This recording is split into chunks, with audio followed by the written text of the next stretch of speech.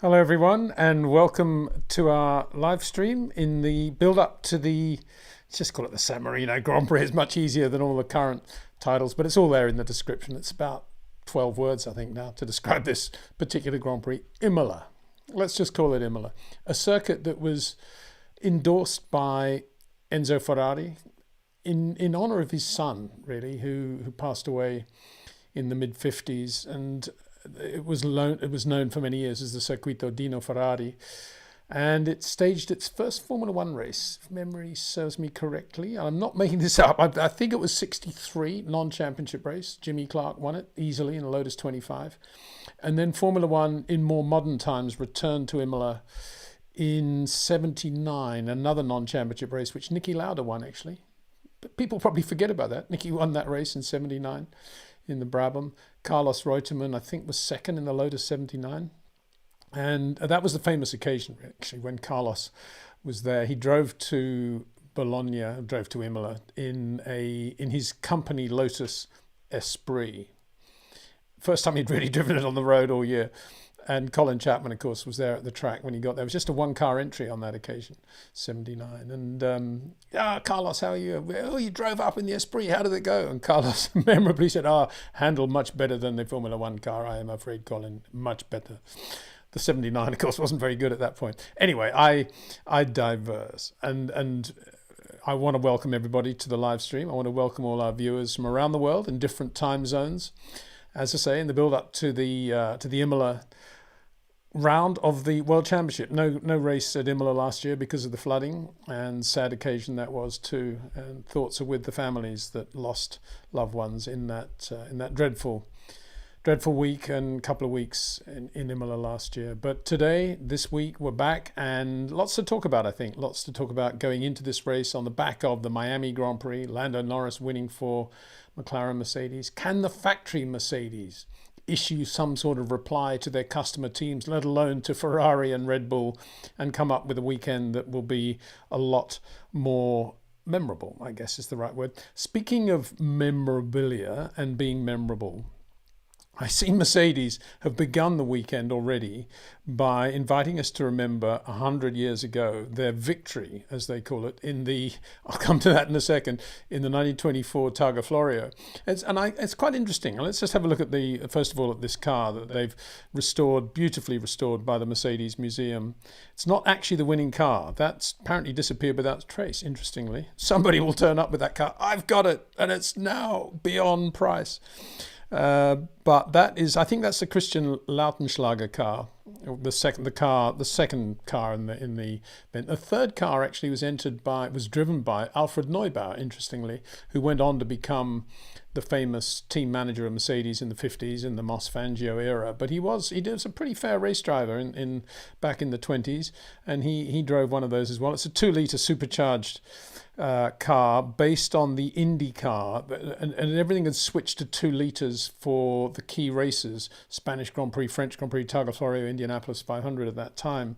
And Mercedes were kind of pioneering ahead with the supercharger, and this was the first year really of superchargers really coming on strong, and they dominated over the next, I don't know how many years, with supercharged engines right up to the war, obviously, or post-war as well. So, well, not post-war, up to the Second World War.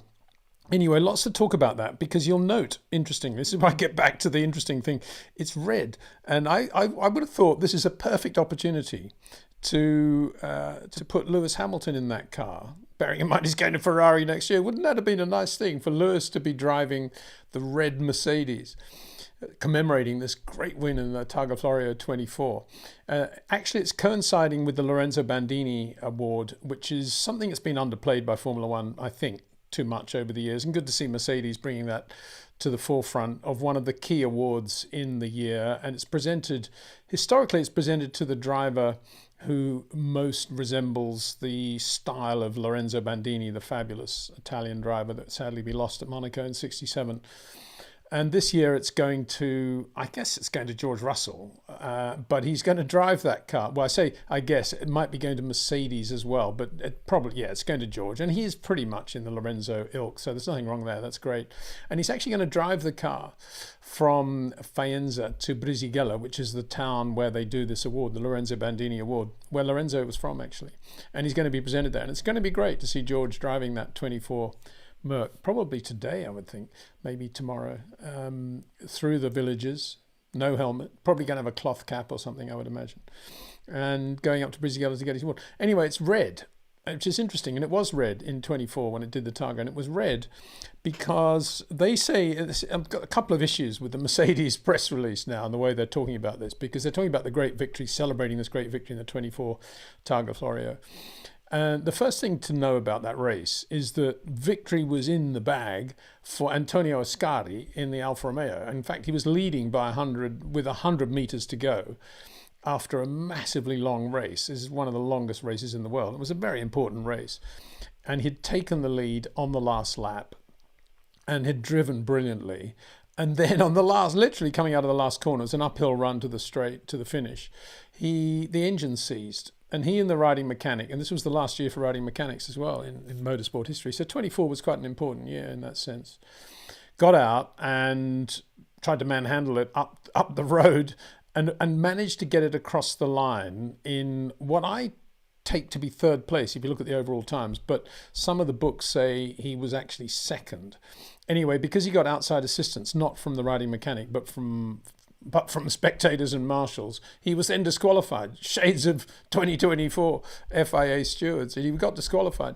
But that race was so memorable for Alfa Romeo and Antonio Ascari and that feat that a special plaque was put up at the point where his engine seized and he lost that Targa.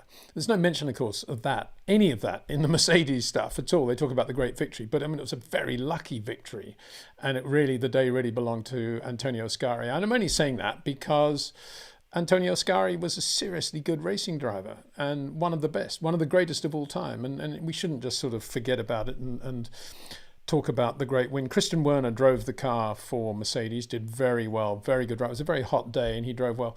The other significant thing I think about it, and it's not mentioned, well, it is mentioned, but not massively so, is that this was really the first Mercedes engineered by Ferdinand Porsche. You can see him on the right there with friends, obviously. It's a bit later on. That's with Bernd Rosemeyer on the left and Ellie Beinhorn, who was Bern's girlfriend. She was a fabulous pilot, a record-breaking pilot of all sorts of different aircraft.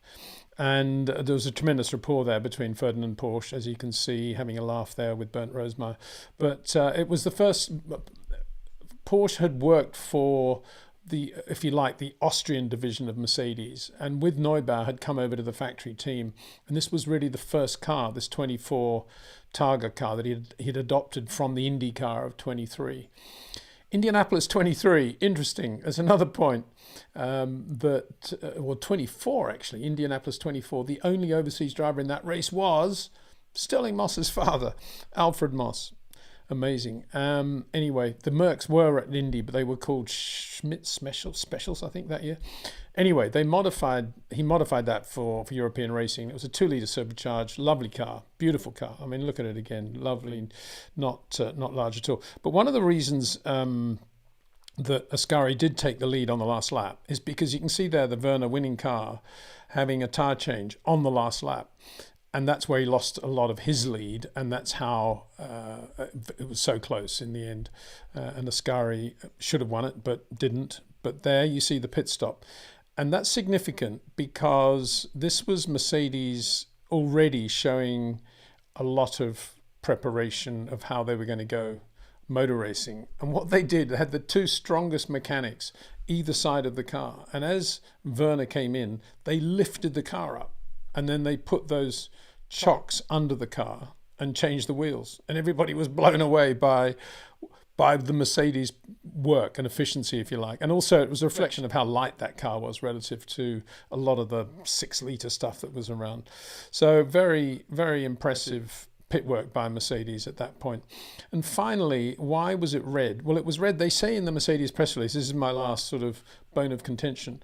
They say it was red because it was a way of stopping the local fans doing any damage to the car. If it was a white or silver car, German or Mercedes colours, it might have stood out more, and if they did well, there might have been some damage to the car or something like that. So they painted it red for that reason.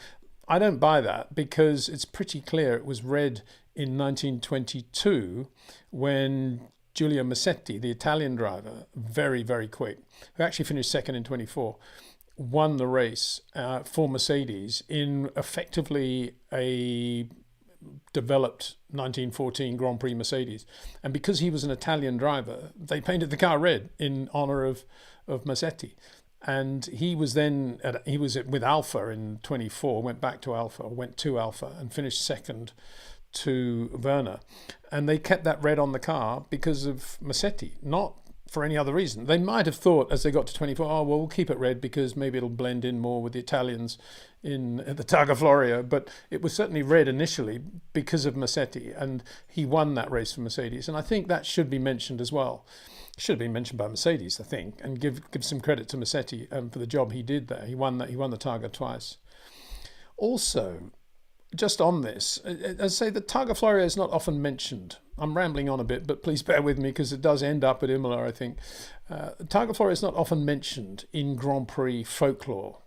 Not that there's much folklore in Grand Prix racing in the Formula One paddock today, but the people that do care about it don't talk too much about the Targa Florio because it's considered to be sort of more of a sports car race stroke, even a rally going back then, not really a Formula One race as such.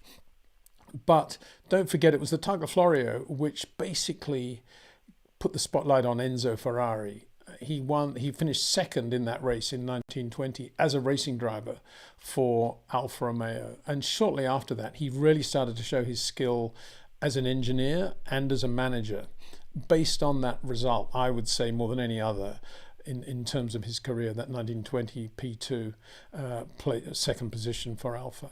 And then he went on and he started getting good engineers from Alfa, from Fiat, and from other companies to join his race team. And you can see in the, where is it? I've got the Massetti Alfa, that's the one that finished second. You can see there the quadrifoglio on the car. That's the first year the Alfas actually ran that quadrifoglio on the car as well. So quite significant, 24. I mean, Luigi Bazzi was an engineer that Enzo brought over from Fiat.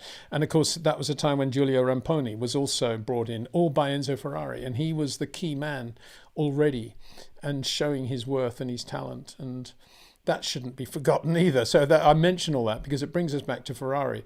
And Ferrari would be very entitled also to be saying this weekend, wow, this is 100 years since Massetti had that P2 in the Targa, and that Enzo Ferrari was very much behind that result. And of course, he'd finished second as well in 1920 as a racing driver. So yeah, there you go. All that stuff, all ignited by Mercedes restoring this 24 car, this lovely car, and then talking about it. And George Russell driving this car, as he will, into Brisighella for the Lorenzo Bandini Award, which is great. But let's not forget Antonio Ascari. And let's not forget 24 while we're at it, 100 years since then. This was also the year when Henry Seagrave won the Spanish Grand Prix for Sunbeam, the first win ever for a British driver in a British car in a Grand Prix. Okay, there was no World Championship then, but it was pretty clear that the Spanish, French, Italian, Targa Florio and Indianapolis were the key races of the season. And Henry Seagrave won that race. And that was an astounding win, really, for the world to realise that the technology was there and Britain could do something post-World War One. And, of course, it was a long time after that Britain again won with a British driver and a British car, and that was the 57 British Grand Prix at Aintree with Tony Brooks and Sterling Moss sharing the driving. So Henry Seagrave, 24. Yeah, 100 years ago. I wonder if we should do a regular thing on 100 years ago or 50 years ago. Maybe we can. I mean, it's all being sparked, as I say, by Mercedes and their recognition of that race. Their great victory after Antonio Ascari engine blew up 100 yards from the finish.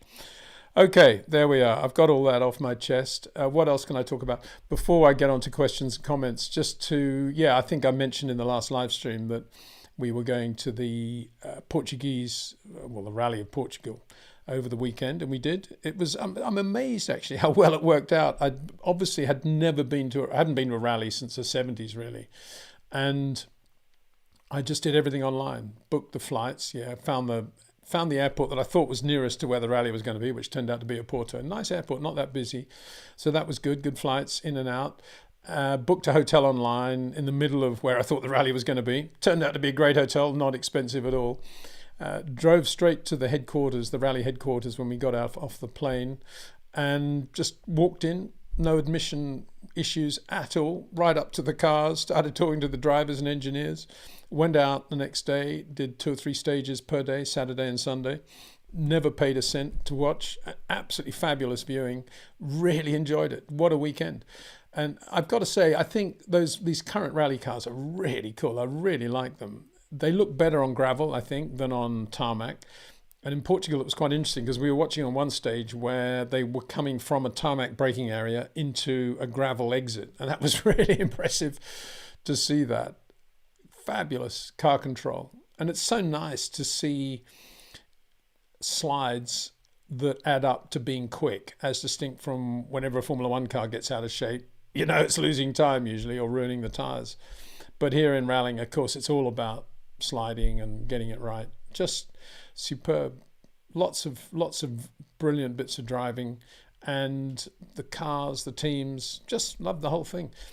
I'm reading that WRC is going through a bad phase at the moment. I guess it's because it's quite difficult to monetize it. I mean, I can't imagine how you can make a lot of money organizing and promoting rallying, but from a spectator point of view, it is just a golden era, I think. Really good.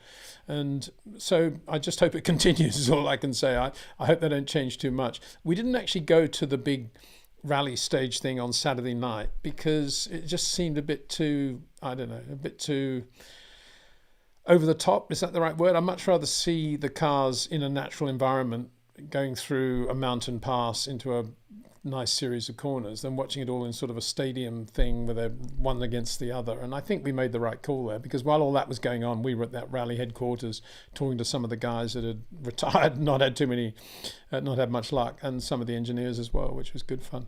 So we did that. That was great. And what else? I'm getting ready for the event I'm doing with Nigel Mansell this next Wednesday, 22nd anyway. I think it's next Wednesday, losing track of time here. Nigel, I had a word to him about that in at Westminster Abbey at the Moss thing. And it's going to be a big deal for UK youth charity, and at the Williams Heritage Centre on the 22nd in the evening. So I'm going to be talking a lot about Nigel's career and having a lot of fun there, I think, with a lot of the players. And the only other picture I thought was interesting that came through the post this week was, where are we? McLaren, here we go.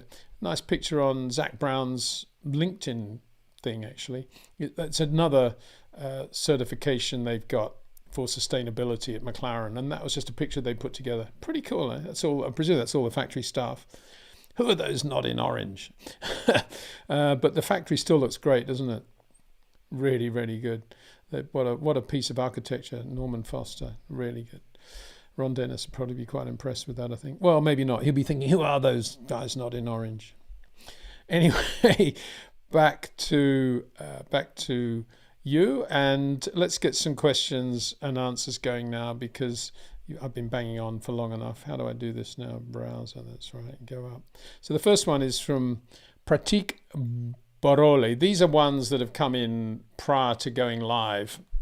I hope I get through everybody, even those who are writing as I speak, but I don't always do it. And I got a message last time that somebody put a super chat up that I hadn't seen. I'm really sorry about that. And it's quite difficult. I'm actually doing this single-handedly and just doing everything, managing everything, and going through all the chat and making sure I don't miss anything. It's not an easy feat. Well, not for somebody like me anyway. Some people I'm sure can do it with their eyes shut. Anyway, watching Formula One TV, official Formula One streaming service, why don't we get to see the brake pedal pressure applied by the drivers? We only, whether the brakes are applied, but not how much. Continued. Okay, let's just have a look at the next one. This data seems to be a closely guarded secret. Is this true? Having never seen the data like you, I can't tell you, but my guess is that they don't have that amount of information, do they? I'd be shocked if they have the increment of increase and decrease of the brake pedal pressure. I'm sure the teams can monitor it, but we're talking unbelievably short time frames, bam, milliseconds in terms of initial brake pedal pressure and full pressure. And I know, and I go on about how critical that is, particularly the release of the brake pedal pressure. But that's part of the magic of short corners, if you like, that it's not something that is easily measurable digitally. And it's probably only going to be feelable between the digits. So I think that's the real answer. I'm not saying that if they had that information, they would necessarily be giving it to us as saying, well, it's so esoteric, nobody's going to be interested in it and making a decision on our behalf. That could be the case as well.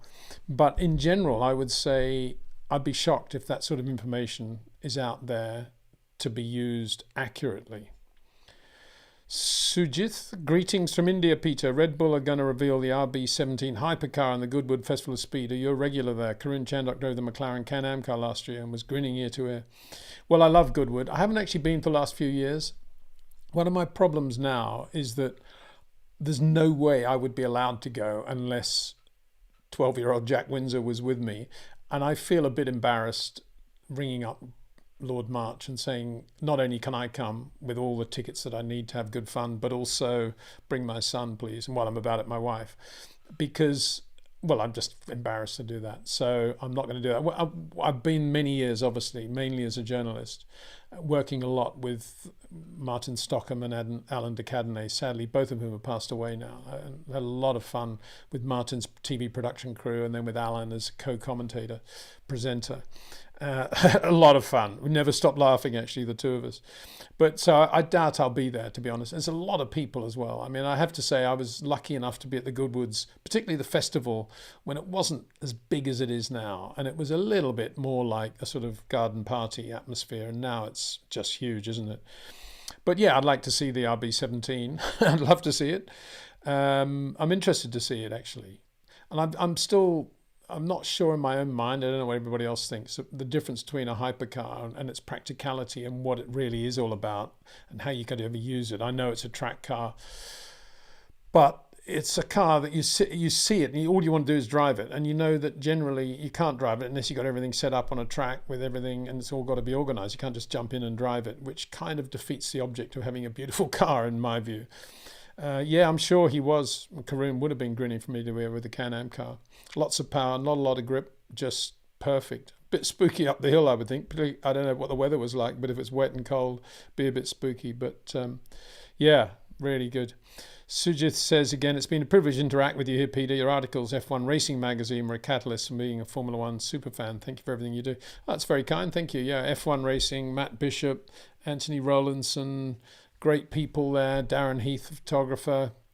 Just had a lot of fun there as well. And we're all on the same plane, I think, the same frequency in terms of what we felt and what we do enjoy about racing and how we would express that and how we would feature that in the magazine. Kind of sad that those days are over, but sadly, I mean, bottom line is not enough people read books or magazines these days to justify the sort of effort that we put in those times. It's just a sad fact of life. I mean, and I keep referring to Nigel Roebuck, who in my view is one of the great journalists, English language journalists anyway, particularly motor racing, but also as a writer in general. And he hasn't done a book for 22 years because it's just not financially viable, unless you've got a sort of fairy godmother or father who's just got a passion about this specific mechanic from this specific year who worked on that specific car and he's prepared to put up all the money to produce a beautiful book, and you employ somebody like Nigel to write that book, as Gordon Kirby is doing a lot of good work in America. Unless that sort of, and Pete Lyons, but unless that is happening, it's very difficult in the normal commercial market to justify it. So without wanting to make a mess here, I see we got a super chat and I'm going to go to that, and it is do you think Sky's commentators are a touch patronizing? This is from Rami Kala. We get reminded what seems every other lap, what DRS and undercut are, but back in your day, the onus is on the viewer to take an interest. Well, not watching Sky, and so never listening to the commentary that you're talking about, I can't really make a comment about that, but, well, I can't make a comment about it. But it's an interesting thing you say, isn't it? Because there's so much talk always about, oh, well, we got to cater for the new viewer and got to make sure everybody understands what's going on. But you have to draw a line somewhere, don't you, where you're going to bore the people that do know what it's all about, who just want to get on with it, and you've got to cater for those that don't know what it's all about. And yes, I think, when I'm not going to hopefully I'm not going to go down the first person singular. It was better in my day. I'm not doing that. But when I was cultivating my interest in Formula One, shall we say, and I was a young kid and then I was a young adult, I felt it was my duty to do a lot of homework, to go through all the race reports I could of as many Grand Prix as I could from the past, to read as much as I could about all the teams and drivers and their past, and to be kind of on top of things when I got to a race, so that I basically knew who everybody was, what was going to happen, what it was all about. I didn't just go there waiting to be sandblasted with lots of exciting stuff and dramatic music and action and sound bites. I went there having done preparation, and I wonder whether today there's the same emphasis on that. I doubt there is, because there's so much instant information. TikTok world where your thoughts on any given political issue are governed by what is on TikTok today, rather than actually reading, I don't know, a 6-volume tome that gives a history of the entire region of the world in which you're talking about. And because people want everything instantly, and there's very little time, it seems, they say, that I guess we're in the dichotomy between catering for the new viewer and accepting the presence of a more experienced viewer is never been sharper. And you raise a good point. If it was me, if I was directing the whole thing, I'd just do it based on the fact that everybody should know what it's all about and get on with the real nitty gritty of what's happening. And I'd maybe do one short piece about, the basic guide to Formula One. But having done that, you get on with the story and tell the real story. It's interesting, isn't it? P.G. Wodehouse does a lot of that in his Jeeves and Wooster. Well, not only Jeeves and Wooster, in all the novels he ever did. He often said, I've just talked about Gussie Fink Nottle, but for those who don't know, I've always got a bit of a dilemma in my mind whether to explain who he is, for those who don't know. But for those that do, please read on from 4 paragraphs from now. I'll just quickly explain who Gussie is. He's the guy that's got a face like a halibut, or whatever he says. And so that's his, he was aware of that at that point. And it's a difficult balance, isn't it? It's a difficult balance, all you can say. But thanks for your question. Very good. Pranay Sharma. Hi, Peter. Which drivers do you think are best at managing the front tyres, fighting understeer? Oh, well, that'll be the managing the front of the car is the key to it. It's the key to the corner, key to the lap, key to the race. Managing the back is, as James Hunt once memorably said, my mother could hold an oversteer slide. Once I got to the apex, no problem at all. I'm not sure that's entirely true, but actually in the case of James's mum, I think it probably was the case.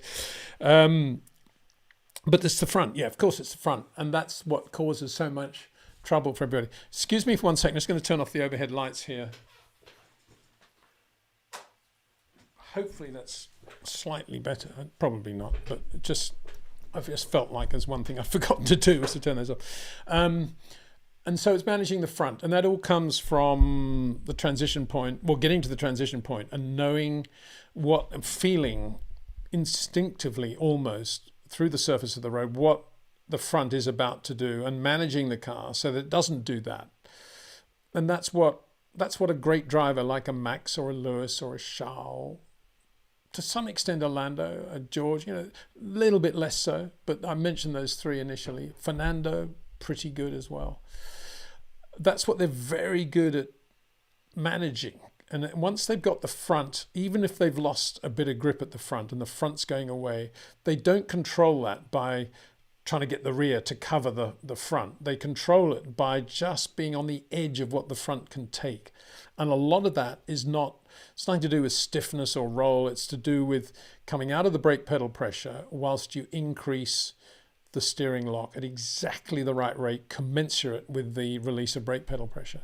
That is the absolute key to the corner. And that is what Max does so well. And it's milliseconds, and you don't see it on camera, you don't see it on board.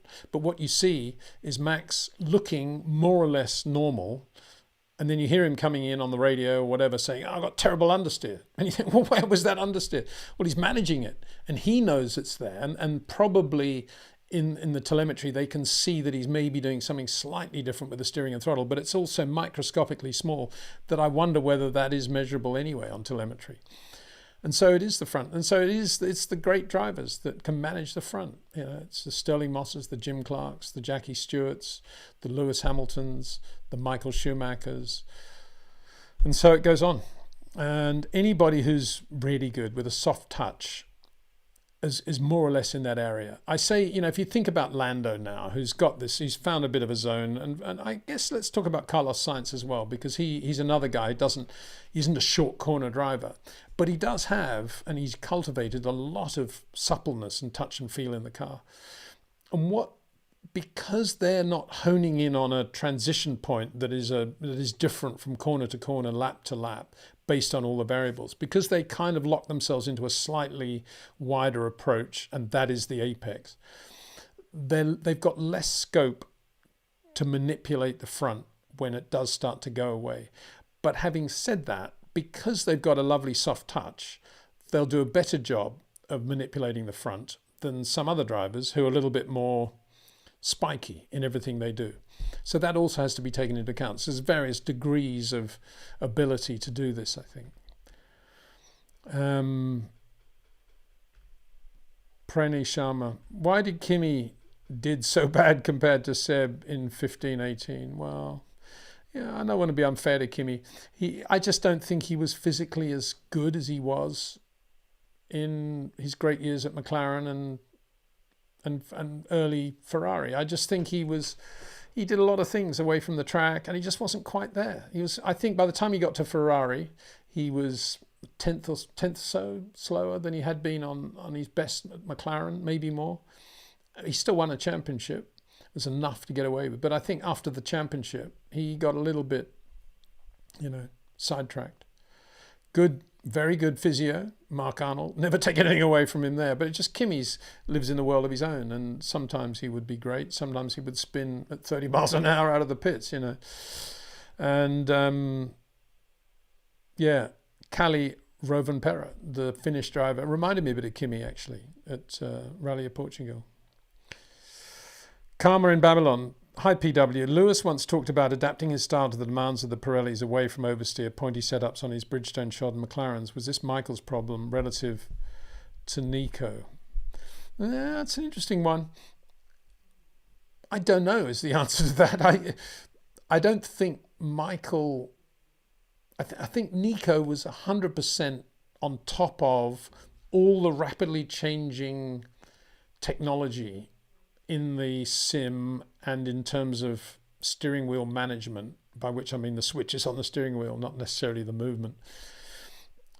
And so he was always a difficult guy to beat at that time. That's why Lewis had trouble with him and got beaten by him, because Nico was just totally on the case and worked very hard at what he was doing and understood what he wanted to achieve.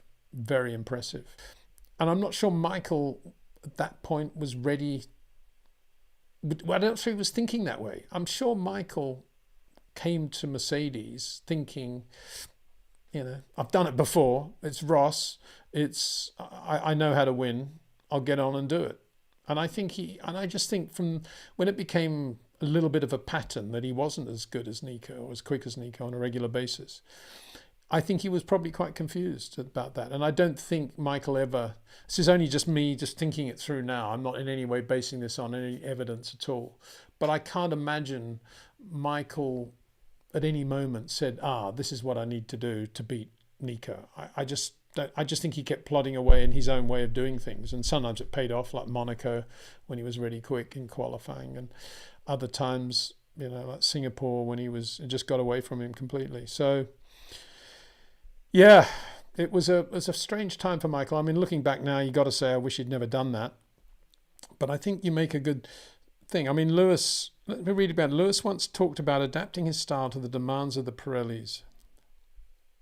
Yeah, I mean, I've been pointing that out, that Lewis, particularly with all the problems with the Mercedes since 2021 and since 22 onwards, has been adapting his style, trying to get the tyres to get into the right temperature with his driving, kind of get them in the temperature and trying to get him into a zone that makes the car drivable. And that's why he's been trying longer corners, and he's been extending the straight under braking in a straight line, just trying to get the car flat, and then trying all the things that maybe he never had to try at Mercedes before, because he always had decent grip and balance, as he did at McLaren. But here in this knife-edgy car that he's had since 22, he's always had to work on just trying different things with the car. And he was pretty good towards the end of Miami, wasn't he, on the mediums? And you could say that was a reasonable recovery. But, I mean, Mercedes should never have been there in the first place. They should have been up there ahead of McLaren. So, I mean, any sort of relative performance, you got to say they're still struggling. And we're interested to see at Imola if they get it right. Karma in Babylon, another question on another note. Sterling Moss aside, who are some of the most talented drivers never to win a World Drivers' Championship? I count Jean Alesi, DC, Juan Pablo. Who do you think never happened for them? Why do you think it never happened for them? Well, we talk about those. Jean Alesi was the first Sebastian Vettel, in my view. He wasn't short corners. He was just the ultimate V driver. He turned in unbelievably early, braking in a straight line to a V, and then there was nothing curved towards a transition zone like Max. This was all just boom like that. But Jacques Lafitte really as well, but he was more so than Jacques. And he just did this V thing. And if he had a decent back end on the car, he was really quick, as he was at Phoenix on the Pirellis in the Tyrrell. But in general, he never really had the back end that could live up to what he wanted to do with the car, and he wasn't very adaptable to any other setup. That was the only way he could drive. And if the car didn't meet his spec in that area, he was just pretty average, I think. So I think that was the problem with Jean. He didn't have enough. He never had a Red Bull with the back end that Sebastian Vettel had. But I think in terms of talent and the way they drove, I'd say Vettel and Alesi very, very similar in terms of level of talent. And had he been at Red Bull when Vettel was, and Vettel had been back in Alesi's day, I think Alesi would have won 3 championships. I really do. DC, yeah. I often wonder whether DC is too intelligent to have been a world champion. I just think, or maybe too nice, one of the two, maybe a combination of the two. I think DC's career suffered through being next to Mika Hakkinen for as long as he was. And there was that first thing of having to basically race to finish behind Mika at the European Grand Prix in 97. And then, horror of horrors, the 98 Australian Grand Prix shortly afterwards, having to relinquish the lead, or being asked to relinquish the lead to Mika after Mika's made a pit stop by mistake because he misheard the radio. And DC giving that win to Mika. And I often think, there's no way in the world Fernando Alonso would have done either of those two things. And I wonder whether that's the difference between DC and Alonso, that DC he was just too nice, really. And he was a very good racing driver. I mean, that race he had with Michael, was it 2000 in Manicure? Correct me if I'm wrong, but apologies if I'm wrong, but that race when he had that big dice with Michael, he was just brilliant that day, wasn't he? That was a driver that definitely should have won a world championship. But I think also he possibly got a bit psyched out by Mika and how quick Mika was as well, and he maybe got a bit confused between his way of going racing and Mika's way of going racing, and was he not doing something that Mika was away from the track or in preparation or whatever? And so I think, as I say, I think that possibly, if he hadn't had Mika in the other car, and it had been, I don't know, Heikki Kovalainen, if he'd been around at that time, I think DC probably would have won a world championship. So again, that comes under the heading of this whole business of you need a good number 2 in the other car, as Max has Sergio Perez, or as Michael had Eddie Irvine or Rubens Barrichello or Felipe Massa. These were guys that he could work with, and they got the best from Michael in the team as a result. There was nobody cramping their style, which has always been my point about why Mercedes should never have replaced Valtteri Bottas with George Russell. If you want to get the best from Lewis Hamilton, you don't replace Valtteri with George. But, they did. It hasn't really mattered because the car's not a championship winning car. Let me just get down to that last one because Juan Pablo, a different thing with Juan Pablo. I think he definitely wasn't as good as Kimi Räikkönen, and he wasn't actually as quick as Ralph at Williams when they were absolutely in equal machinery. Juan Pablo was a fabulous race driver, great car control, but he was fairly wide approach and he was quite leaning on the back end, a rear limited driver, if you want to say. And he never really got away from that, or he never got away from that. That was the way he drove, and there was never going to be another way for him to drive a race car. And I just think it was a little bit like, Fernando when he was at McLaren and got, he was shocked by Lewis in 07. And in his own mind, it had to be because there was something going on at McLaren that was hurting him, Fernando, and helping Lewis. A bit like Nelson Piquet at Williams as well, alongside Mansell. That when a driver who's convinced that they are the best in the world and that they can walk on water, and somebody else in the other car actually does something bit better than they do, they can't accept it. And Juan Pablo definitely had that. And I remember him after the British Grand Prix, which he lucked into, saying, nice to hand it to Kimi. And I just thought, Kimi's been quicker all weekend, mate. And I just thought, this, it's kind of sad to hear him say that, because as cool a guy as he is and as fun as he was to have around Formula One, and how aggressive as he was in traffic and how good his track craft was, he just had this blind spot of not actually getting any better. He was just always was what he was. And I think that's when he broke would he break a wrist or something, or collarbone or something, when he was either riding a trail bike or a motocross bike. And I don't think he told Ron, or there was some drama going on. And anyway, when Ron found out, that was that. And, he was out. So, yeah, was that really. Anybody else? Well, I would say Chris Amon never won a Grand Prix, let alone a World Championship. So I'd have to include him. Carlos Reutemann should have won the World Championship. Certainly 81, he should have been World Champion. In fact, in my book, he was, because he won that South African Grand Prix, which counted for points, if you're to believe Bernie, who shook Carlos's hand on the grid to confirm that it counted for points. And then 3 months later, when the FISA-FOCA war got settled, they magically took all the points away from South Africa, and Nelson won the championship by 1 or 2 points in Vegas. So Bernie's driver, interestingly. So to me, that was a championship really that had Carlos's name on it.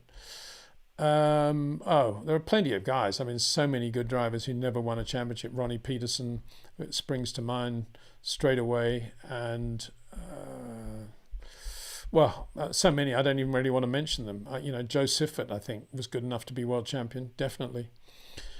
Anyway, let's go on. Nippy Moto, was it you that Alonso said Michael would back out of 130R because he had a wife and 2 kids?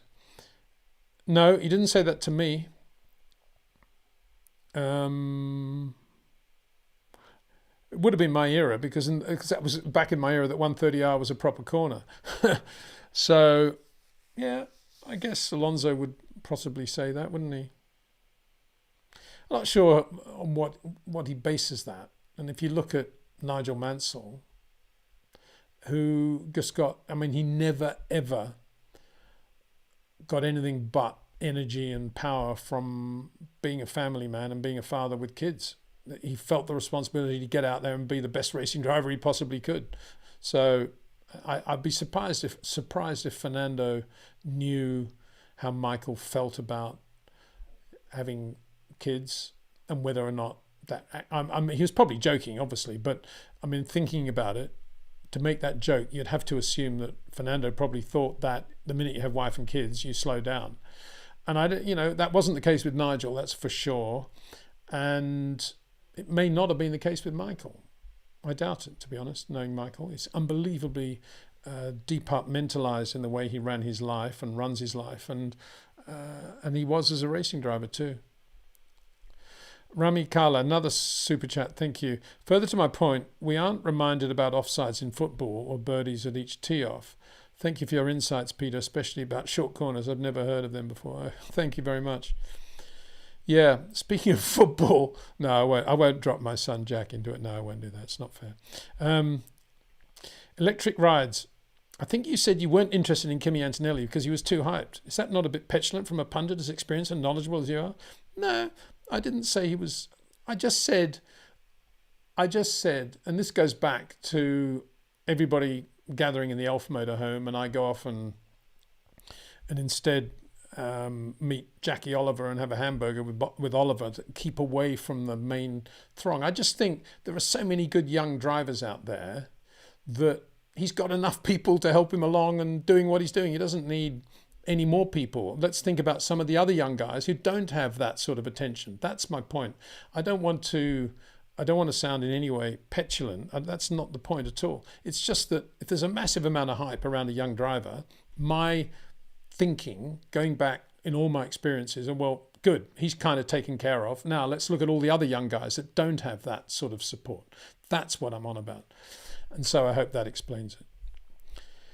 Nippy Moto. Is there any news on whether Lewis is bringing Bono with him to Ferrari? Personally, I think he will struggle without him. One, we are checking, and I think Lewis will lose his mind. Well, I don't know if there's any news about that. He might not.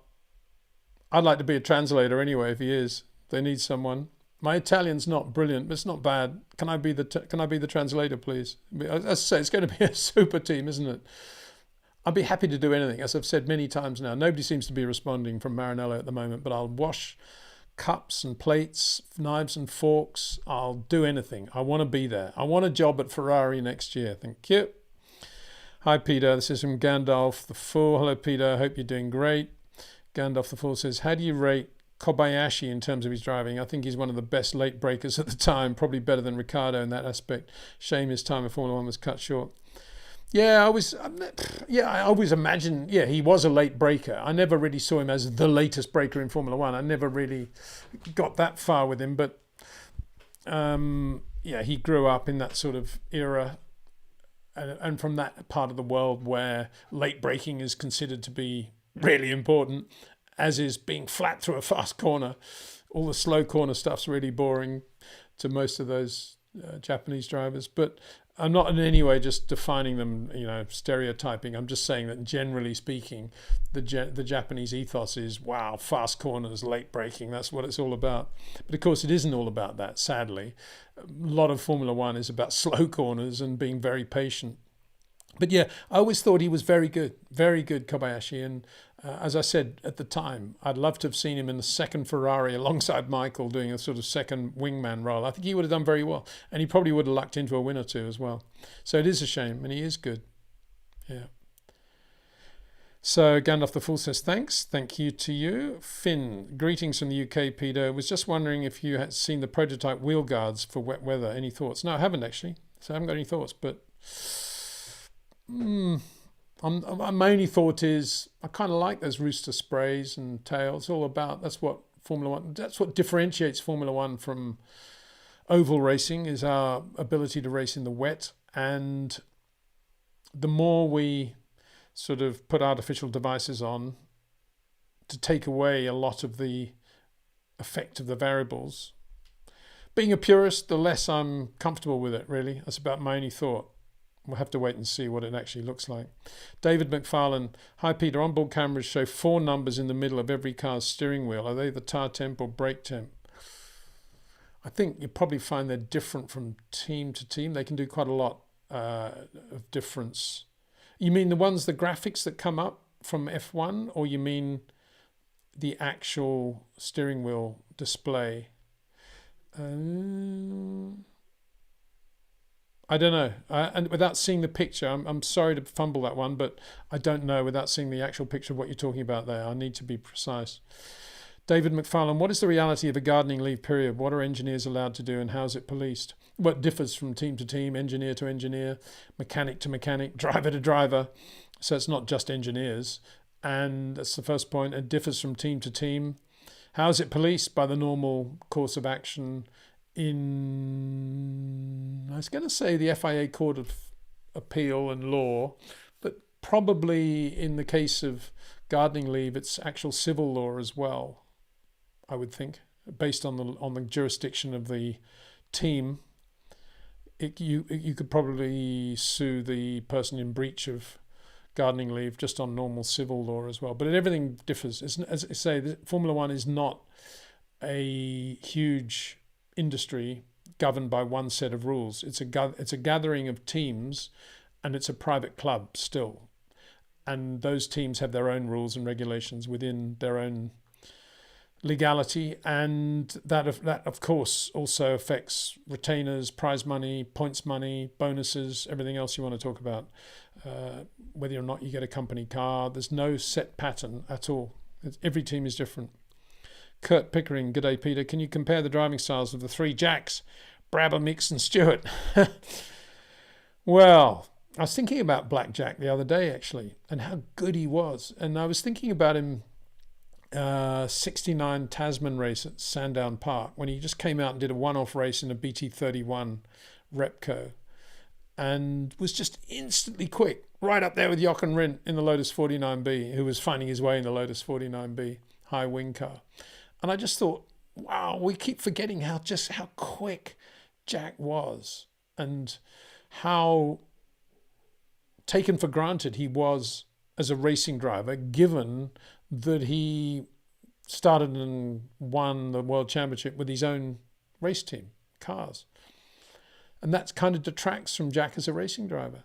I mean, he was definitely no way in the world was he a short corner driver. He was definitely long-ish, late apex, but is a bit like, I'd say the nearest I can think of to Jack Brabham is Fernando Alonso. A very sort of lovely ability to get into the point, what he would call the apex. And regardless of what the car was doing, he could handle it.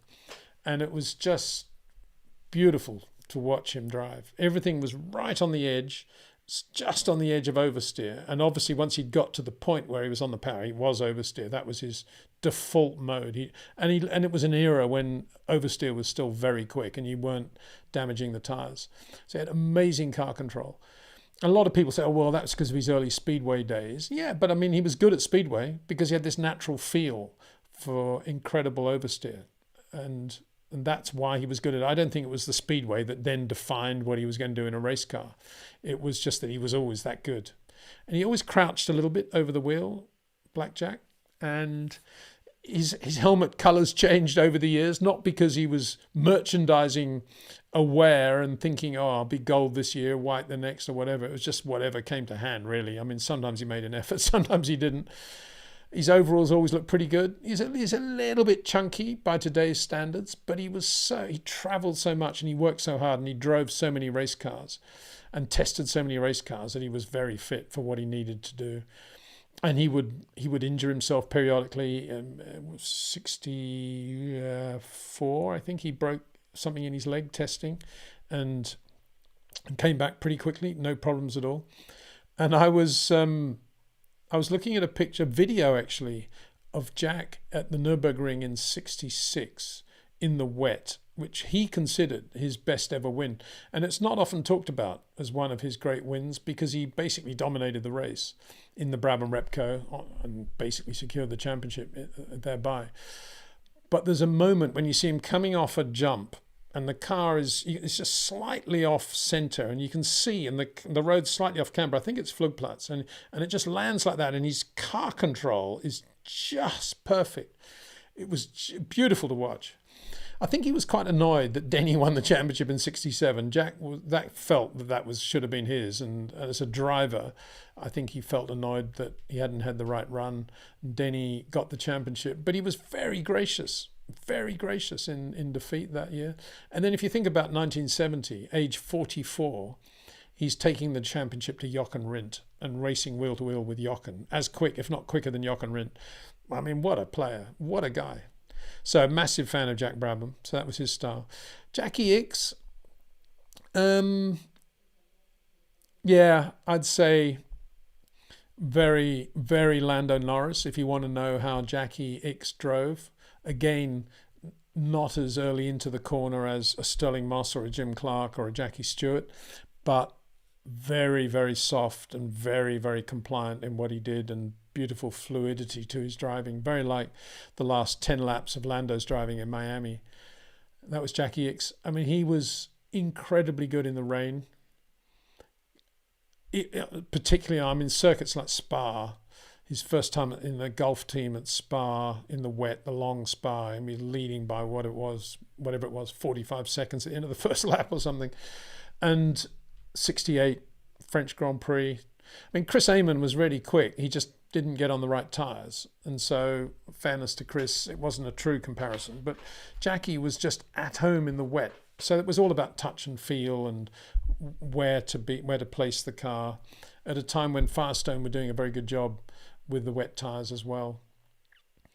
Jackie had moments when he wasn't brilliant. Notably, he won the Race of Champions 74, but he wasn't great for Lotus, and he wasn't great when he drove for Frank Williams either. But that's because he'd been around sufficiently long then not to drive a bad car on the absolute limit, and he just left margin, I think, whenever he felt at that stage of his career the car wasn't great. But yeah, just very, very good. I mean, he's one of the few drivers that Jim Clark ever lost his temper with, and that was 68 F2 race at Barcelona when Jackie just T-boned Jimmy at the first corner. And Jimmy, I think, had even gone up to Ickx before the start and said, be careful, there's not a lot of grip under braking there. And he just T-boned Jimmy, and Jimmy was out of the race, and he was very annoyed by that and let himself feel that way. And Jackie, I think, was very moved by John Taylor's accident at the Nürburgring as well. He was involved in that. But in general, I mean, that F2 Matra that he, in 67 at the German Grand Prix, that he qualified, I think he would have qualified on the second row if they'd allowed the Formula 2 car lap times to count for the grid. He was just incredible. I mean, just brilliant around the Nürburgring. Very good in sports cars. And I've done a long interview with Jackie. It's on my channel here. So if you want to know more about Jackie, you can see that. And finally, Jackie Stewart. Yeah, I mean, Jackie Stewart was... he was Jim Clark and Sterling Moss, maybe a fraction away from both of those, but almost imperceptible difference. Otherwise, he was right there in terms of everything you needed to be as a great Grand Prix driver, on one lap getting the best from the car, or thinking of the race as a whole, or indeed the championship year as a whole. And on his day, not on his day, just out of the box when he was raw, he was incredibly quick. I mean, think about how he jumped into that BRM in 65 alongside Graham Hill, who had already won a world championship by that point and was winning Grand Prix regularly. And Jackie was right up there straight away, often ahead of Graham. And he drove very, very like Jimmy and Sterling Moss, just all of a piece, short corners, extending the straight going in, extending the straight for the exit, perfect rotation, just very few errors, because he always created a sort of a nice manageable area where he could play with the variables at any given moment.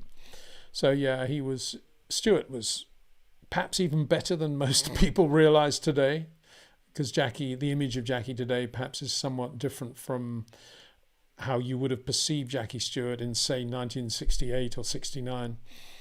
But he was super, super quick, believe me. Thank you for that question, Kurt. I love questions like that. Tim Thornblom. Hi, Tim. Hi, Peter. Always looking forward to your live sessions. I feel that it's harder than ever for backmarker teams to turn things around. The budget cap has made the field closer. But it has also made it harder for teams to make big jumps. Takes a little bit away from the surprise effect each season. What's your take? Well, I think Haas are showing the lie of that, are they not? I mean, I think they've done a really good job, and they have turned it around by good, sound, quiet management, getting the best from everybody in the team, and to some extent getting the best from the drivers. You could argue, well, what about K-Mag and everything? But, K-Mag is that sort of driver. And the minute you say to K-Mag, don't take any risks, you don't want any more penalties, nothing, just stay absolutely in line unless you're absolutely sure it's your corner, he's not going to drive very well, because that's not K-Mag. Why would you do that? It's not how you get the best from him. Yeah, of course you got to rein him in, but at the same time, they're doing a very good job. And they're doing a job with reliability and with pace. So actually, I think you could say there the budget cap is starting to help some of those midfield teams, Haas being a good example. If there was no budget cap, would Haas be regularly scoring points now? Answer, probably not. So, yeah, I think Haas is a good example. And in terms of things changing, it looks as if Visa Cash App have got a slightly better car than they had last year. So they've marching on. Williams perhaps taking a little bit of a step backwards. Speaking of which, I see Alex Albon is staying with Williams and signing away his future there, which is good. You may recall that I said he'd been offered a Red Bull contract, and I still stand by that. I think he had been, and I think it was all part of that build-up to the Christian Horner thing. But it became so messy and so imprecise about what his future might be there that he's just taken the best option, which is to stay at Williams. So congratulations to him for that. So yeah, I don't think it has taken away the surprise effect, because if you think at the start of the year, Scarbs was saying that he felt Haas would be struggling, and actually Haas have done a better job than a lot of the team. So he's probably quite surprised by that. So next question, what do you think about Albon extending his Williams thing? Is it a good move? Does it mean Red Bull, Mercedes have made up their minds on drivers? I think from Alex's point of view, it was, I don't want to be messed around. I want to just get this done. I've spent so long in my career not having the drive I want, or having to raise money or do whatever it is. Here's Williams really wanting me again, and I think we can grow as a team. And yeah, I mean, what else is he going to do? If he's not definitely got an offer somewhere else, which quite clearly he hadn't. I think the Red Bull thing would have been it possibly ending up on the sidelines as some sort of test driver. So this is obviously the best option for him. So good luck to him. Living on the edge. Ahoy, have a nice day, everyone. Thank you very much. Steve Mandija. Hi there, Peter. What are your thoughts on the article in the race about Mercedes design philosophy? Well, I haven't actually read it, but my mate says that Gary Anderson's he's saying basically, as far as I understand it, he says something like the latest upgrades at Mercedes show they have no clue about what they're doing. Well, I think even a non-engineer could say that, and I'm sure Gary knows what he's talking about, but it's pretty clear, isn't it, that they don't seem to know what McLaren now know, or indeed Ferrari now know and have proved over the winter, which is how to increase the size of their sweet spot, give themselves more ability to manage the tyres, and trade that off against some top speed, but do so in a limited way. Whereas Mercedes seem to be just on this edge of quite a lot of top speed, but absolutely zero ability to run the car in terms of tyre management and balance and grip, or kind of get balance and grip, but then lose top speed. So what can you do? What can you say? I mean, it's obvious that they don't know where they're going.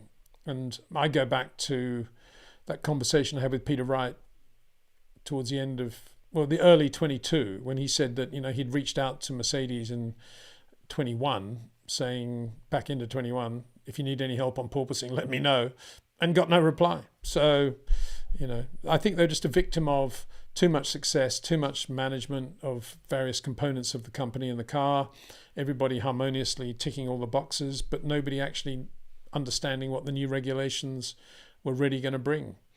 And this balance between ride height, porpoising, tyre management and top speed has eluded them, apart from brief glimpses. We'll see at Imola, more upgrades. We'll see whether or not they have been able to, they may luck into just having a great setup. A little bit like Lewis's last stint in Miami, or that time at Barcelona when he was at the back of the field and suddenly the car felt pretty good. They get these moments when things happen and they don't really know why. That's the biggest worry. And they can't reproduce it.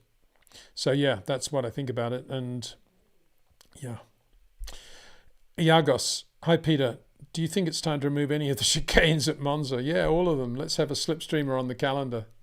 Get rid of DRSs too while you're at it. Wouldn't that be fun? Go back to the original Monza, no chicanes, no DRS, see what happens. Wonder what would happen. I mean, you could argue that the Red Bulls, anybody quick, would get away from the rest of the field quite quickly. And so that's what would happen. The top speeds would be unbelievable, wouldn't they? Would they run wing? I don't know.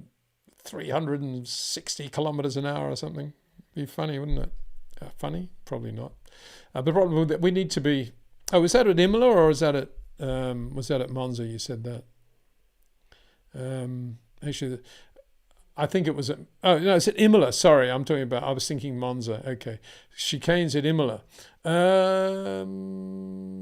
Was only that one chicane that's, the Tamburello chicane. I think that's appropriate. You think of the number of shunts that were there, not only obviously Ayrton, but also Nelson 87 qualifying, plus Michele Alboreto had a huge one in the Arrows Porsche, didn't he? That funny V12 Porsche engined Arrows had a huge one there. So yeah, we had, and Berger, of course, in the Ferrari in 89. So we had so many big shunts at Tamburello. The last thing you want to do is take that chicane away. But my other comments were about Monza. But all the other chicanes have been there. I mean, Acqua Minerale's always been Acqua Minerale. The Alta, the high chicane, it's been around long enough to be okay, I think. Just keep that. And then they go down the hill. I think it's fine. I think Imola's fine as it is. I don't have a problem with Imola, to be honest. Another super chat, Michael Lawless. Why do you think Red Bull let Newey out of his contract so easily favourably? All money, or do you think his knowledge of Horner PA situation was a factor? Maybe he said to them, I'm not going to work for Ferrari. I'm going to go and marlin fishing in Cape Town. Do they fish marlin in Cape Town? I don't know. Tarpon. Money, I would think. If it's only, if he's going to Ferrari and he's been released early, that'll be Ferrari paying Red Bull a massive amount of money that makes it all acceptable. Or it'll be, I'm not going to go to Ferrari, I'm just going to go fishing. So can I have my release, please? But why would he want a release if he's going fishing? That's the only thing you can say. Well, maybe I want to do a sports car or something, or a rally car. Oh, well, you can do that. Yeah, but, I don't know. It's got to be money, I think. Delicious cheesecake, another super chat. Thank you very much. How much do Mercedes miss Niki Lauda? Yeah, quite a lot, I think. Maybe Niki would have persuaded Lewis to stay in the same way that he persuaded Lewis to join the team. And Martin Whitmarsh was dispatched to Singapore, the specific instructions from Ron Dennis to sign Lewis on the Thursday night before the weekend got too long, and failed to do so. And then Niki went in. By the time Martin got hold of Lewis, he'd signed for Mercedes, and Ron went ballistic. Why wasn't Ron in Singapore, I suppose, is the next question. But I don't know the answer to that. So maybe Niki would have persuaded him to stay. I think Mercedes missed Norbert Haug, actually. I'm probably the only person in the world that thinks that. But I think Norbert did a good job. And probably if he was at Mercedes, he'd do a good job now. So that's that. How much they miss Niki? I mean, obviously emotionally and as a person, as a friend, we all miss him massively. I do.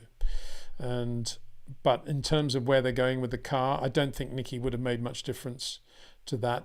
Remember, there was a time when he went back to Ferrari to sort of be in charge of development of the car, and the first thing he did was rehire John Barnard, and it didn't go anywhere, and it wasn't really the right time to do it. So I don't think Niki would have changed things in terms of where they were going with the car in 22. But equally, we miss him. They miss him. And he might have persuaded Lewis to stay. Maybe. Don't go to Ferrari. Whatever you do, it's a big mistake. I know Ferrari. Never. Mustn't do it. Yeah, but Niki, you went there and look what you did. You won 2 world championships. Why can't I do the same? Yeah, but different times. No, it's not different times. It's the same thing. It's all about racing. It's all about people. Yeah, maybe you're right. Yeah, okay. Nippy Moto, this looks like when DC went for a ride with Cali Rovanpera, he came away with the conclusion that rally drivers are the most skilled of them all. I know you're in Portugal. Did you come away with that conclusion? Well, I can't. Yeah, skill level, absolutely. Because of them all, I can't say that. But what I can say is that a lot of what Rob Wilson eats, sleeps, dreams, thinks about, in other words, flat car, little turn, then big turn on the steering, make sure that you've got initial brake pedal pressure before you have profound brake pedal pressure. All of those elements definitely come into play in rallying, which is interesting, isn't it? Because you'd imagine it would only be in a race car. And it's very technical. You know, they're worried about tyre performance and saving the tyres at this part of the stage and maybe getting them a bit hotter for the back end of the stage. And they've got all those notes and stuff they're doing. I mean, there was a brilliant thing when Elvin Evans' co-driver forgot his pace notes. If you've heard this, he forgot his pace notes. But luckily, he's so professional, he kept a digital copy of them on his phone. And he's there sitting next to Elvin, who's really quick. I've got a massive respect for Elvin Evans. And he's reading these notes from his mobile phone, and Elvin Evans is flat out, you know, doing this stuff. It's just great. I love all that about rallying. I love the purity of it and how it's all about... I tell you, the main thing that I loved about rallying was that the drivers make a lot of mistakes and they admit it. And they often say, yeah, I made a mistake here, I missed that and did that, in a way that you never, ever hear Grand Prix drivers saying, I made a mistake.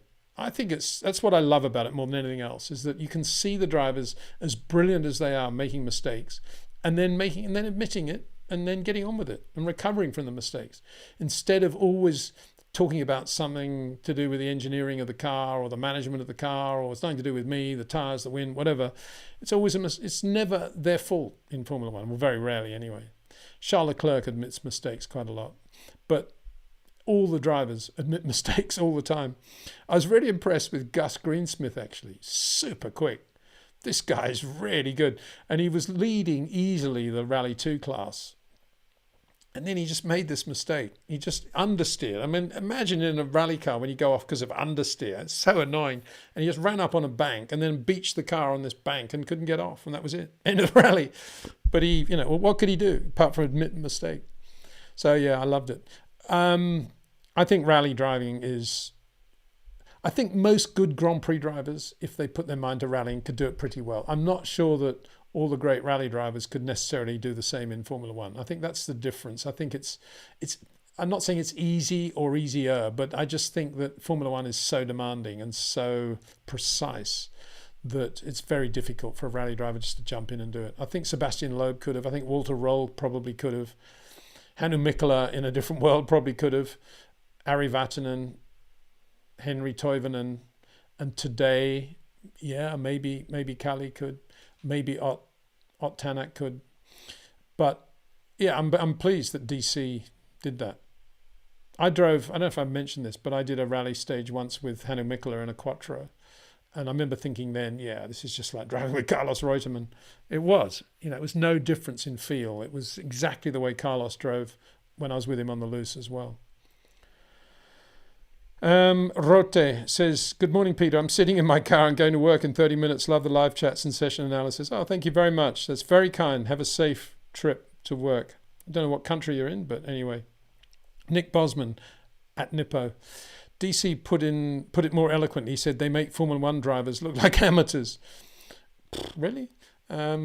Another guy I got to add to that is Nigel Mansell, who was always very good in the rally stages of the rally sprint that was held at Donington for about 6 years. And he used to just jump into the special stage they have there, and he'd always be top three against the Tony Ponds of this world and the Russell Brookses. And he was right up there straight away. As was Carlos Reutemann when he finished third in the Côte d'Azur rally. Sterling Moss was a great rally driver. Obviously Fangio was. Jim Clark was super quick in the early days, and then when he went back to do the RAC rally in 66, he was quick. Graham Hill was pretty good too. Mustangs and Minis that he drove. Andrew Cowan, who was a good rally driver, also was a good race driver as well. Vic Elford. Wow. Let's hear it for Vic Elford. I've told you this before. 1968, Vic Elford wins the Monte Carlo rally, the Targa Florio, the Daytona 24 hours, and then finishes fourth in the French Grand Prix in a Cooper BRM in the wet, first Formula One race ever, with no testing, all in the space of, 4 months? Does it get better than that? Vic Elford. Roger Clark, too, another of my heroes. I am Tim. G'day, mate. Peter, thank you for all you're doing for Formula One. Oh, it's nice that you see it that way. Thank you very much. And I don't know how to phrase this, but speaking of the Lorenzo Bandini event this weekend that Mercedes are talking about, I was very fortunate and humbled to receive the Bandini gold medal a couple of years ago for services to motorsport. So I've got a lot of time for the Bandini thing, only because Lorenzo was a hero of mine as well. And that winning Daytona as he did in 67 with Chris Amon, and then losing his life at Monaco. And I was actually at Monaco. I can't believe I was there these days, but I was. Didn't actually see the accident, luckily. Anyway, I learned more about your channel than anywhere else. Did you see the weekend action in Monaco? Beautiful sea star. No, I didn't. I was in the Rally of Portugal, sadly. But I'm going to look at some of the pictures there. I'm a bit nervous about it because I don't like to see historic Grand Prix cars driven by drivers with helmets that are not commensurate with the exact proportions of the car. I'm being very picky now. But if they've got a big current helmet sticking out the top, I find it quite difficult to watch it. I think I quickly go back to YouTube and watch the race, the actual race in which they were competing. Carl Givers, good afternoon, Peter, from sunny South Africa. Did you go to Monaco at all in the past weekend? No, I was in Rally of Portugal, as I say, having a lot of fun there with my family too. Nick Bosman, hello, Peter. If you ever do one of those old race recaps, what about Suzuka 05? Would love to hear your commentary and how you'd rate Kimi in general. Okay, that's on the list. We'll have a look at Suzuka 05. Any Suzuka is fun for me. 05, why not? Yeah, Kimi. Yeah, that's when Kimi was at his absolute peak, I think. And that's when DC was struggling with one lap qualifying, was it not? Nick Bosman, Carl, did you watch? I normally don't, but gave it a go. It's quite nice. I don't know what that's been. Nick Bosman. How about that Kubota win at the Historic? Very emotional, as he mentioned the passing of his father. People, yeah. Well, I wasn't there, sadly. Kubota, yeah.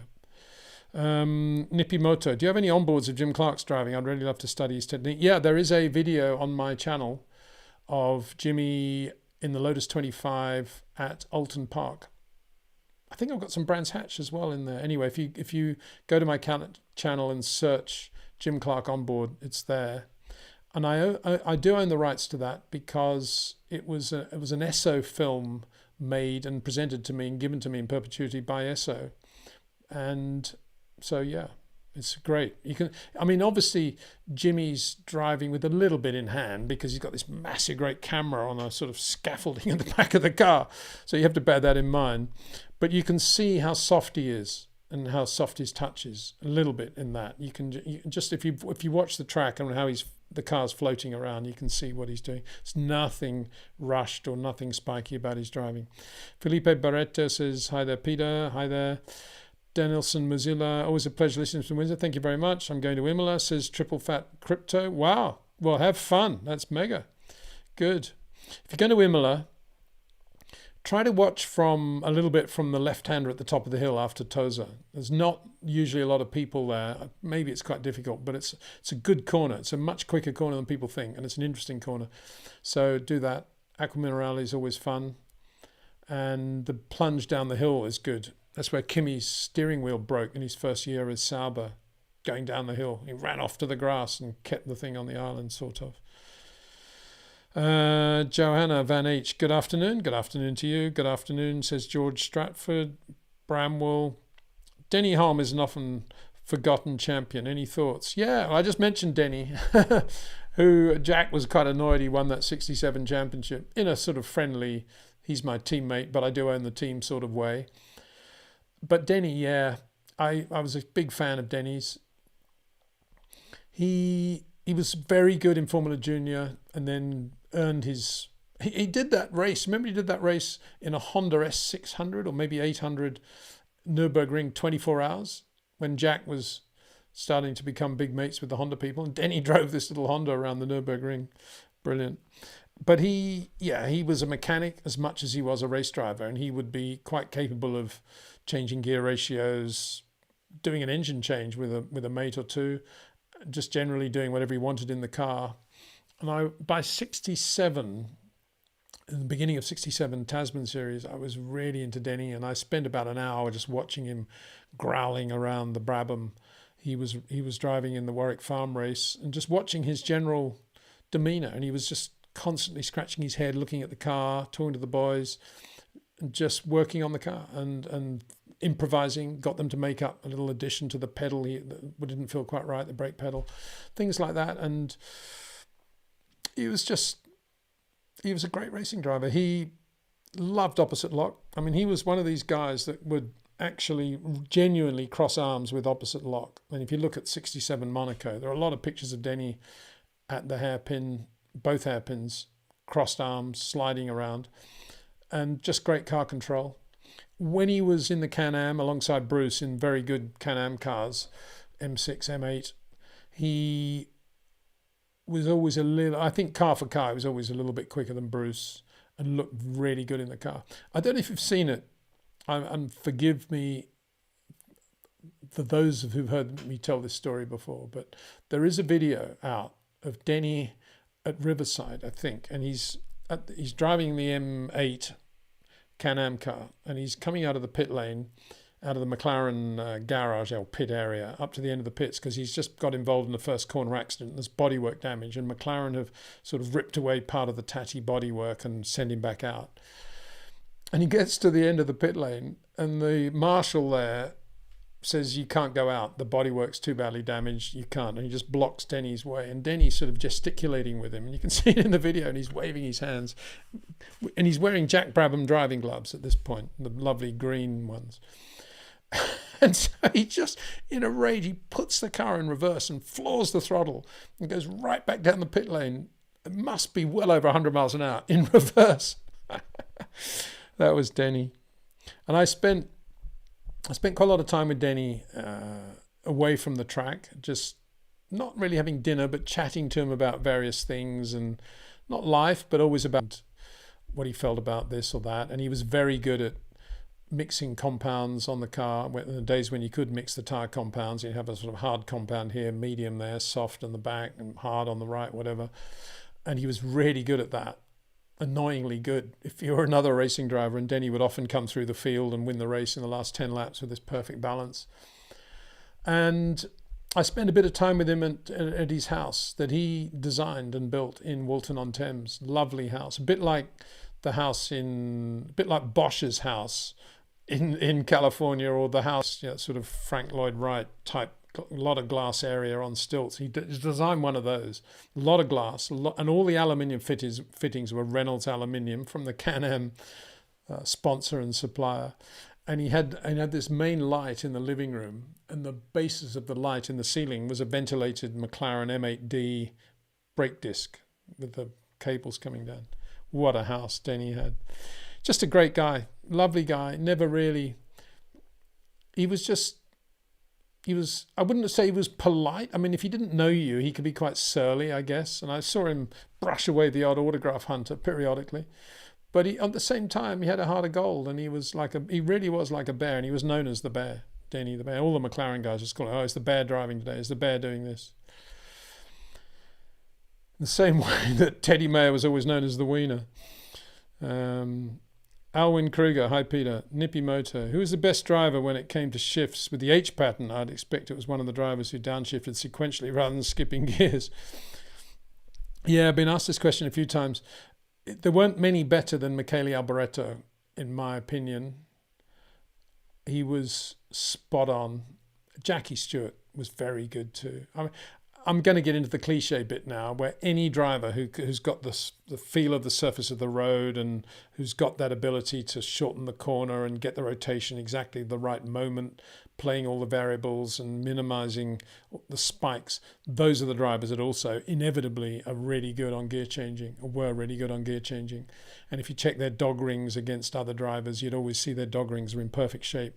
We're talking, Jackie Stewart. I imagine Sterling. I mean, I never spoke to Al Francis or Tony Robinson about Sterling's, or Al Francis anyway, about his dog rings, but I imagine they were really good. Jackie Stewart had a few gearbox issues when he was first at BRM, 65, 66, but by the time he got with Tyrrell, he was really good on gears as well. Carlos Reutemann was really good. He was still H pattern. But Michele was as good. I mean, Michele was as good at gear changing as Sergio Perez is today at power application out of slow corners. And I say that comparison because those two drivers are not normally bracketed with the greats. But in terms of something very specific, Perez and his way he can just get the car so linear on acceleration with load in the car. And Michele's timing and his hand-foot coordination was just sublime. It was always a pleasure listening to Michele going through the gears and coming back down the gears. But Dennis Jenkinson, actually, in fairness to Jackie, I remember Dennis Jenkinson writing about the '65 German Grand Prix, and he was out in the middle of the Nürburgring somewhere, Pflanzgarten or somewhere, and he said that was the first moment he realised how good Jackie Stewart was and Jackie's gear changing in '65. Obviously Jim Clark as well. NASA KH, the evolution of tyres is incredible to what we have now in racing. Yeah, well, we have a pretty restricted tyre era now, the Pirelli era. Everything's very regulated.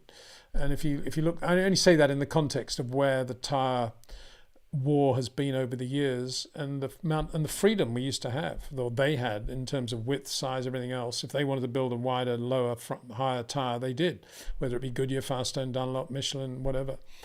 And then regulations came in, and now it's very regulated. But tyres have always been an interesting part of Formula One, particularly the transition from treads to slicks and the realization that you don't need tread on the tyre unless you're going to be in the rain. We've been wasting our time all these years in the dry. Carl Jeebers, yeah, let's talk about Monaco, that's good. Saw a great Beeb type Indy docky on the 70 British Grand Prix, another race that Jack Brabham was outstanding in his Brabham, but obviously had that fuel thing, which Nick Guzzi has admitted to missetting the metering unit. So there we go. We're talking about, I've heard a 550k on an old timer event once. That supercharger wine is otherworldly. Yeah, and that 24 Targa winning Mercedes was basically the beginning of the whole supercharger era in motorsport, and Mercedes really capitalized on that more than any other company, I think. James M, can Ricciardo make progress from here? Yeah, I think he can. You know, he did well, didn't he, in that sprint race in Miami, and he now knows he's quick when he's got the car beneath him, and if he gets it organised with the team in qualifying, he can get a decent grid position, and once he's got that, he can do the job. So I would say Ricciardo's probably at a point in his career when he's never been more confident or thirsty to get out there and put in another good result in a proper Grand Prix this time. Tim Gooding, is Daniel Ricciardo still a valuable prospect? I think he is, yeah. I think he probably fits the bill perfectly now as somebody that you could put alongside Max, assuming Ricciardo is happy to do that, because he wasn't before, of course. But now he would complement Max beautifully and do a Perez job, maybe with a little bit more polish and other stuff and aggression and track craft. So, yeah, I'd say Daniel is a valuable commodity right now. Very good racing driver who has got his self-respect back. That's the key, I think. Jorge Cardenas, Red Bull getting snubbed by most drivers is pure poetry. That second Red Bull is fool's gold. Checo has tolerated favoritism and racism by Red Bull to a point where that car is poison to a driver aspiring to win. Well, I don't agree with you there. I'm confused about the racism thing there that you mentioned. And I think any driver, I can think of at least 10 drivers who, if they're offered that second Red Bull seat, would take it with open arms, saying, how much do you want me to pay you for it? So I'm not quite sure what that's all about. Sorry. Swapan Singhal. G'day, Peter. Love your work. If you had to rank the Formula One tracks currently and historically in terms of difficulty of driving, maybe even in terms of danger, what would be your top 5-10 of the hardest? Wow. Well, have to be the old Nürburgring would be the most difficult. Spa, the old Spa as well. Then I think Saint-Gervais, Canada, was dangerous and difficult, but beautiful and gorgeous.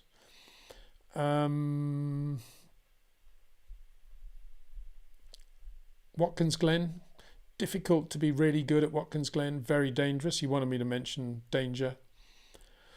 Original Interlagos, fabulous circuit, very difficult as well. Bumpy, track used to collapse halfway through the race, and amazingly long, fast bank corners in the first phase of the lap. That long Curva del Sol, what a corner. The original Austria. See, look how many circuits I'm using the original or old adjective for, because most of the circuits today have been either eliminated or reduced to the point where they have a lot of slow corners now, whereas I'm talking about circuits with a lot of fast corners and a lot of things to hit if things go wrong.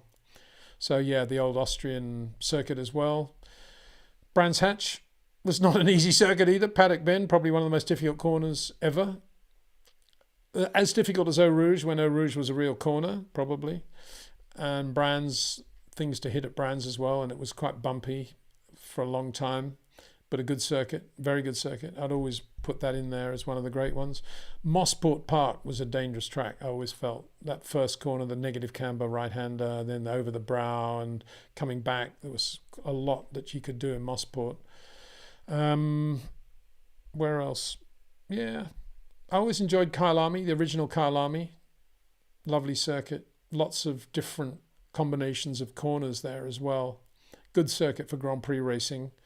Obviously dangerous, but then they all were then. So where do you draw the line on that?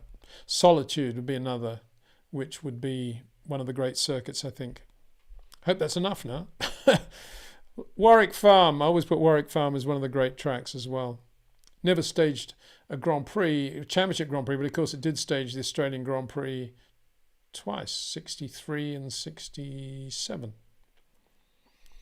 TT is soon. Yeah, good. Nick Bosman, Carl, yeah, me too. Forcibly so, mind you, the Goodwood coverage didn't include the red mic. Okay, not sure, yeah.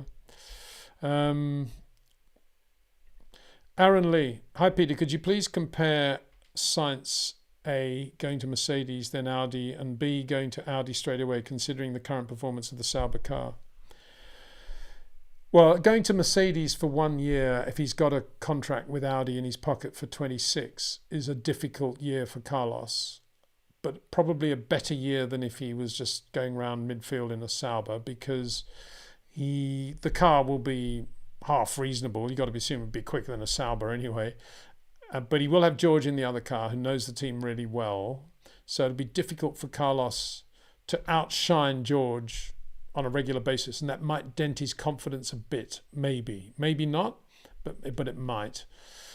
And then there's also the restriction on the amount of information he would be privy to, and how much they could entice him, embrace him as part of the team, knowing that he's going to Audi, which is deadly rivals to Mercedes, of course. So a difficult year all round. If he goes straight to Sauber, yes, there's a possibility that he will be having a boring year, struggling to get into Q2 sometimes, occasionally getting into Q3, but qualifying 7th, 8th, 9th on a good day, maybe getting involved in the first corner accident as a result, because that's where they always are, which will be annoying. On the other side of the coin, he's growing with the team. Every time he goes well, he'll look great, because the baseline from which he'll be starting is very low, but the Sauber baseline is very low. And so that might do quite a lot for his confidence, and getting to know the team at this early stage and putting faith and trust in them might enable him to get a better deal than he would just jumping in after 1 year. And he could force the issue in terms of a long-term deal with Audi and a lot of control, not control, but a lot of opportunity to really do well and help the team along. And his dad's got obviously links as well. So if I was his dad or I was close to Carlos, I would suggest that that's probably the better deal if it's there. Get the best deal you can, obviously, but just bite the bullet and do it and get on with it and think of 26 really throughout 25. And you may be surprised anyway. The car may half reasonable. They may start to get it together in the way that Visa Cash have a little bit, and see how they go. But get to know everybody in the Audi team.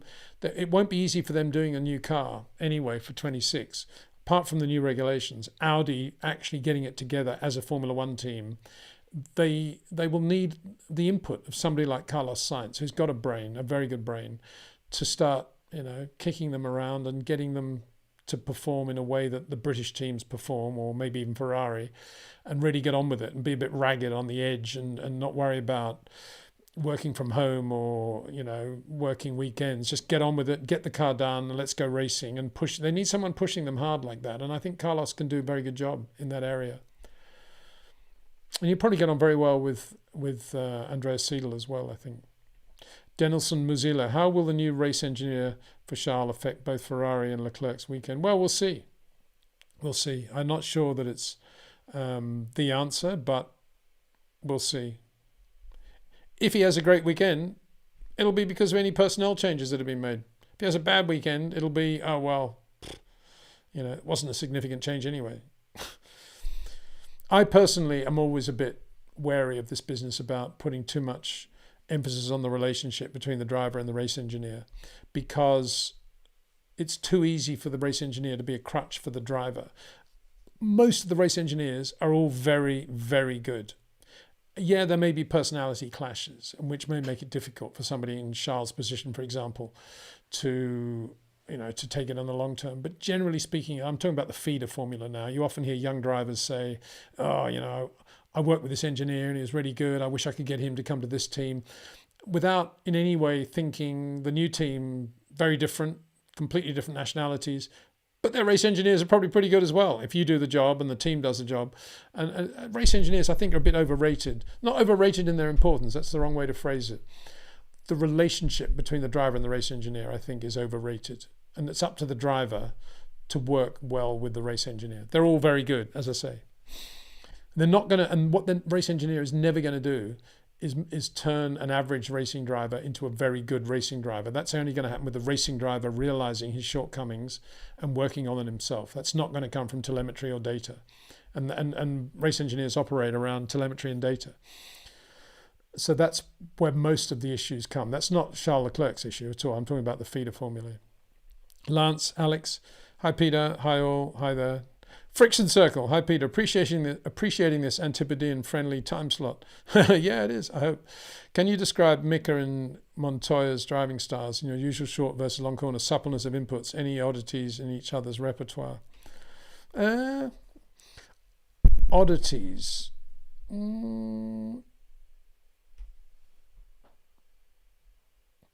Not really. I mean, Mika was not, I don't think he didn't love understeer, that's for sure. And I don't think he was as good at driving through understeer issues as maybe Kimi. But I think Mika was so good in an Alonso-like way into the corner, and he felt the car more at the rear than the front, whereas Kimi would have felt the car more on the front. I know you're talking about Kimi. I'm just trying to get on my head around what I think about Mika. Mika was so good into corners, feeling the rear of the car, that providing he had a pretty good front end, which he did most of his career, then he was unbelievably quick. And he also had this very uncluttered mind, racing brain of, this is what needs to be done, this is the lap, I will go and do it. Oh, good, there's an opportunity, I will take that gap. Everything was very uncluttered and very monosyllabic in the way he thought as well. And that was to his credit, and that was to his advantage, definitely. The only idiosyncrasy of Mika really was this ability he had to sit in the car before a qualifying lap with his eyes shut and picture the lap in his mind and go through the lap, and to be accurate within a tenth or so of the real lap. In his mind, he could do that. I can't imagine he was the greatest of simulator fans. And I don't think Montoya was either. Montoya was a different sort of guy. He wasn't structured in the way that Mika was structured. He was more fluid and feel like Mika, the back end of the car, not the front. But unlike Mika, even less able to manage understeer, I think. Well, his way of managing understeer was just to drive over it with the throttle and the steering, just to wrench the steering to try to kill the understeer. And that was obviously not a great thing in the era in which he raced in terms of the damage that did to the tyres. And Juan Pablo's greatest thing was his sheer self-confidence, his brio, and his track craft, and his complete lack of intimidation from anybody on track. And he just felt that he was the best guy out there. But he wasn't finessey in the way that Kimi was. in terms of managing the front. He was finessey with his inputs, and I would say he and Mika probably quite similar. I'm just wondering why I think Mika was quicker into the corner than Juan Pablo. I think it was only because Juan Pablo really relied on the car to do one thing, and if he didn't do it, he was kind of lost. Whereas Mika had this ability to be able to just manipulate the car a little bit more with the back and not such big mouthfuls, just slightly smaller mouthfuls than Juan Pablo was taking. So I think it was that, really. But they're very, in their own way, I mean, they're very different people, obviously, completely different people. But, I mean, Juan Pablo wasn't very cluttered either. He was quite uncluttered in the way he went racing. It was simple, and get in the race car, drive it, and win the race. You know, it wasn't that much in it. And if I wasn't winning it, I want to make sure I know why, and who is there anyone else who's causing trouble. And, you know, it was that argy-bargy he had with Ralph at the French Grand Prix was a classic example of that, really. And he also, you know, the way he left McLaren, the whole thing was a bit messy, wasn't it? That was just classic Juan Pablo. I love Juan Pablo. I've still got my Juan Pablo. I'm not wearing my Rolex today. I'm wearing my Juan Pablo. I don't know if you can see it here. Special edition Tag Heuer. It's the Formula Sunrisa, which was his charity in Colombia for kids. And he did that. They did the one-off edition, or a couple of, I don't know how many they did, 100 I think, of the Juan Pablo watches, which I still wear quite regularly. Love it. So yeah, he's a good guy. At him says, I love a Windsor waffle. I guess I'm waffling, aren't I?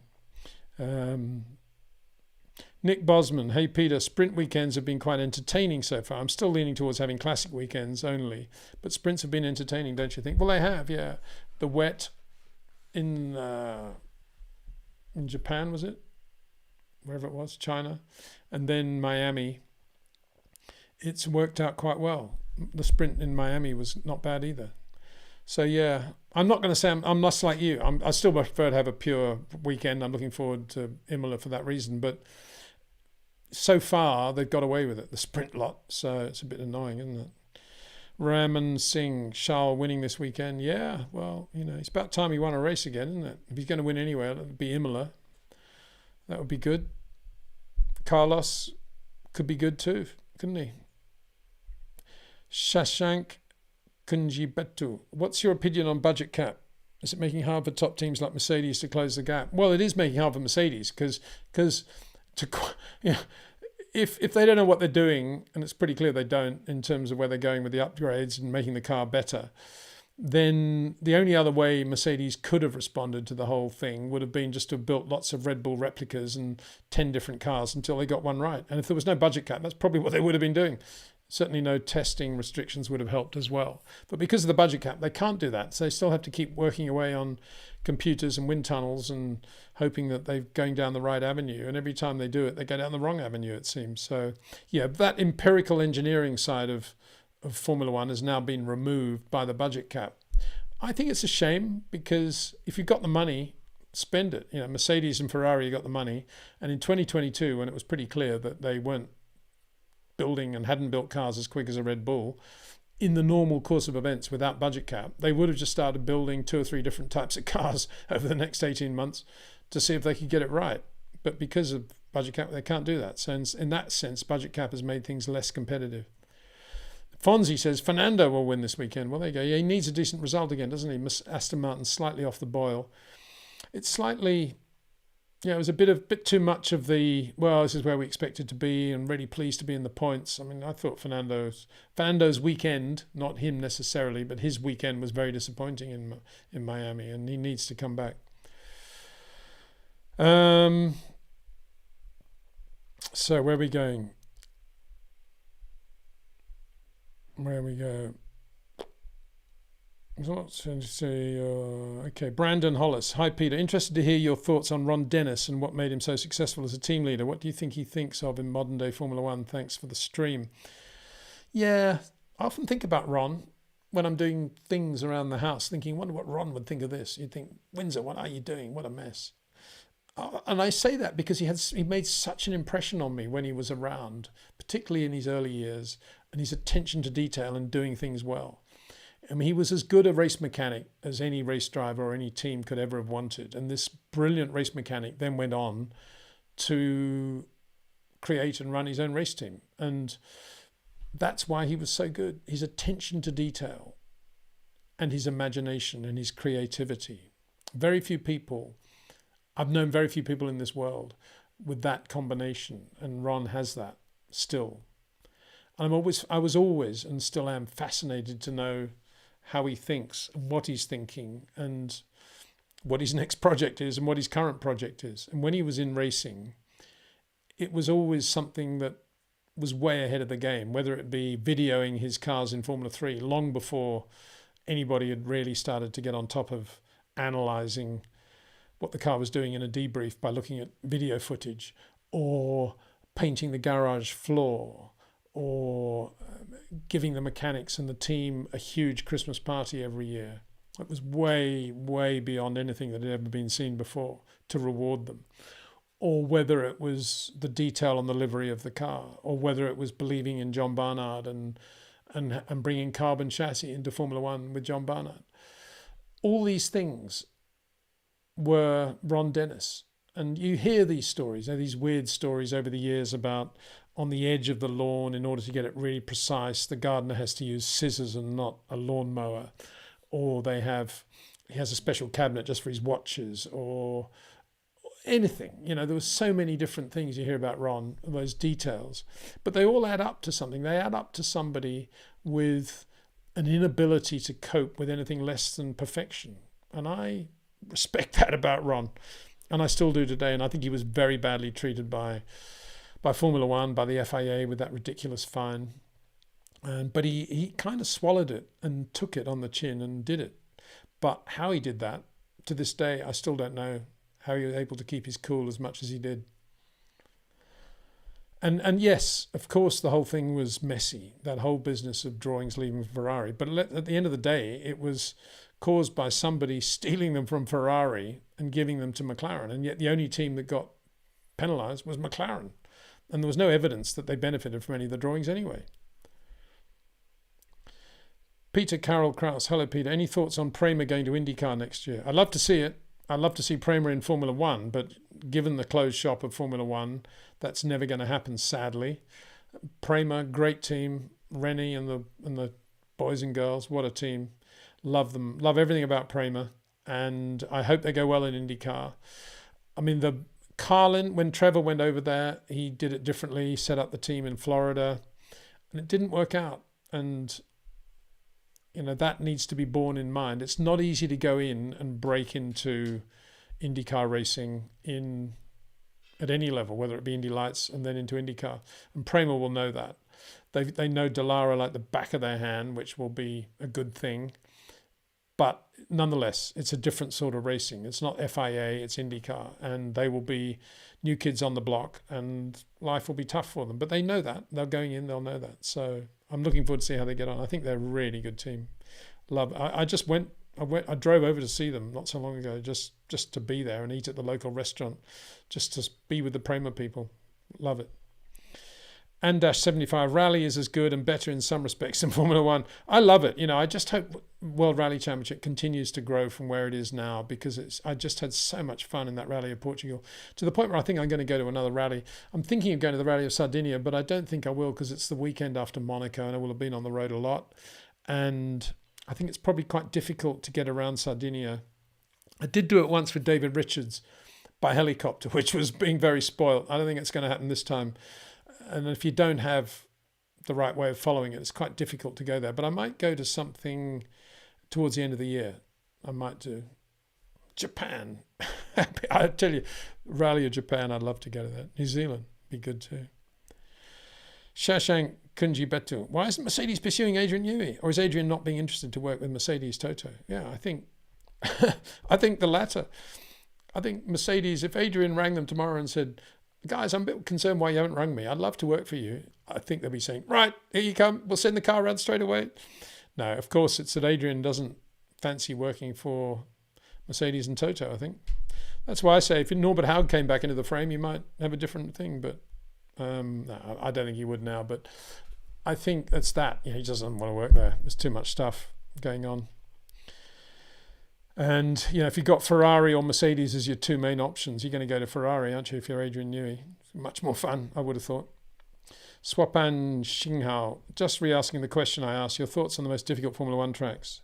Okay, well, I've kind of done that, I think. Don't think any more. Catalina Park, Australia, another of my favourite racetracks. Not Formula One, though, but Frank Gardner raced there once. Frank Maddich won a lot of races there. Bathurst, there's another really. The original Bathurst, that was a serious circuit. And don't forget Jack Brabham and Frank Gardner again, and some others raced there. Jackie X won. He raced there in the touring car race, didn't he? David Joe Klotz. Hello, Mr. Windsor. Why all the hype over Antonelli, a driver that has in fact accomplished nothing? His Formula 2 year is far from being another Verstappen. What's the point of him even racing in Formula 2? Well, I'm speechless, really, because I don't know what to say. As I say, there's so much hype around him. I haven't spent that much time. I've watched him a bit on track, and he looks to be pretty Oscar Piastri-ish. Oscar Piastri-ish. But as I said before, if he's the next Ayrton Senna or the next Max, he should make Oliver Behrman in the other Premio car look like Johnny Giacotto, who was Ayrton's teammate in '84, for example. And that's not happening. So maybe today it's impossible to do that. And maybe there's something there that Mercedes Academy that he's doing that we can't see that does tell them that he is absolutely the driver of the future. In which case, good luck to them. And I've got nothing against him at all. And, great. But there are lots of other good young guys out there that I think, they don't have people around them and they don't have any opportunities at the moment, and I'd love to see them get a chance. I think, for example, Fred Vesti is very good. I still maintain that. He's one of the few drivers I've seen recently who does have really good short corners, who's very, very subtle and precise in what he does. He's made a few mistakes, but all young kids do, and I think he would do very well. But you don't hear a lot of people talking about him, just for example. Anyway, moving on. Lucas Noxio, brake pedal pressure is only available to the team itself. Well, there you go. I'm interested to know what they get to see anyway. David Johnston Raw. Hi, Peter. Love your work. Great job. Thanks. Are there any signs that Mercedes are closing the gap between their data in the factory tells them and what they experience on track? None so far, are there? There might well be at Imola. We'll have to wait and see on the latest upgrades. But, of course, what the data the factory tells you and what's happening on track isn't necessarily a correlation issue. It's asking something of the data that isn't necessarily correct. That's the difference between correlation and getting it wrong. And it's a bit like the wind tunnel. The wind tunnel can only provide answers to the questions you ask. And if you ask the wrong questions, the data you're getting is going to be spurious. And that's possibly where Mercedes are. I don't really buy that correlation thing. I think it's more about the baseline from which they're operating and the knowledge factor they have compared with, say, the knowledge factor that Red Bull have and where they go with the questions they therefore ask of the data. And Mercedes for sure are asking different questions than Red Bull would ask from the same improvement they want to make to the car. That's the problem. They don't have the building blocks because the regulations changed and they got it wrong from day one. P3TJ4 says they can totally see from the data, the telemetry, the brake pedal pressure release and increase. They just don't want to show it to us. Really? That's interesting to know. I'd love to see that. I still have my doubts, but anyway, I take it that you know what you're talking about. Okay. FOFSOS23. Hi, Peter. Love your videos and live streams. Do you think Formula One is turning into a wrong direction? I've watched Formula One since I was 6 in '02. I think Formula One is not the same as it was in the years '02 to '12. Well, you're right. Of course, it's not the same. And what happened was that we had these beautiful V8, V10 engines that cost $12 million a year, and they were super reliable and made a noise, and the racing was very competitive and close. And they decided to go to hybrid engines that cost 3 times the price and were less reliable. Now they're pretty reliable, but the cost is enormous to the point where we now have budget cap coming in.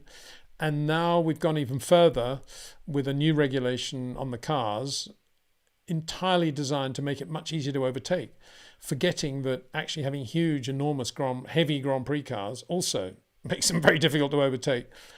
So, and in order to get the new aerodynamics for these easy overtaking cars to work, they've had to put a lot of extra bits on them, which now make it more difficult to overtake them, but easier to drive.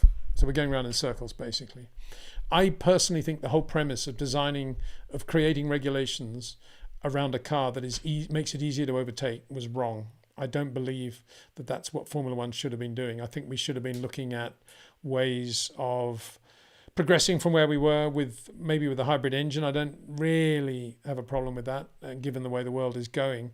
But I think we should have looked at ways of making the cars smaller, lighter, more nimble, possibly getting rid of DRS and not worrying too much about the overtaking, because if you make the cars smaller and lighter, that might come naturally. And anyway, it hasn't helped. All these designs on the cars haven't really helped the overtaking.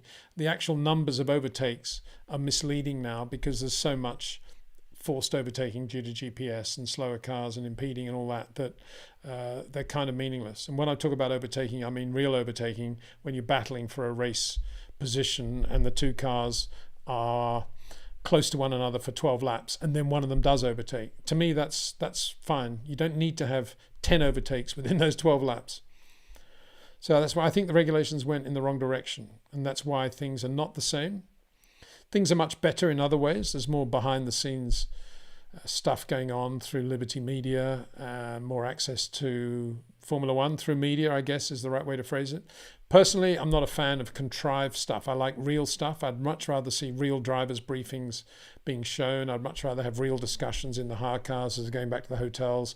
I'd much rather see the debriefs after qualifying, one team one weekend, one team another.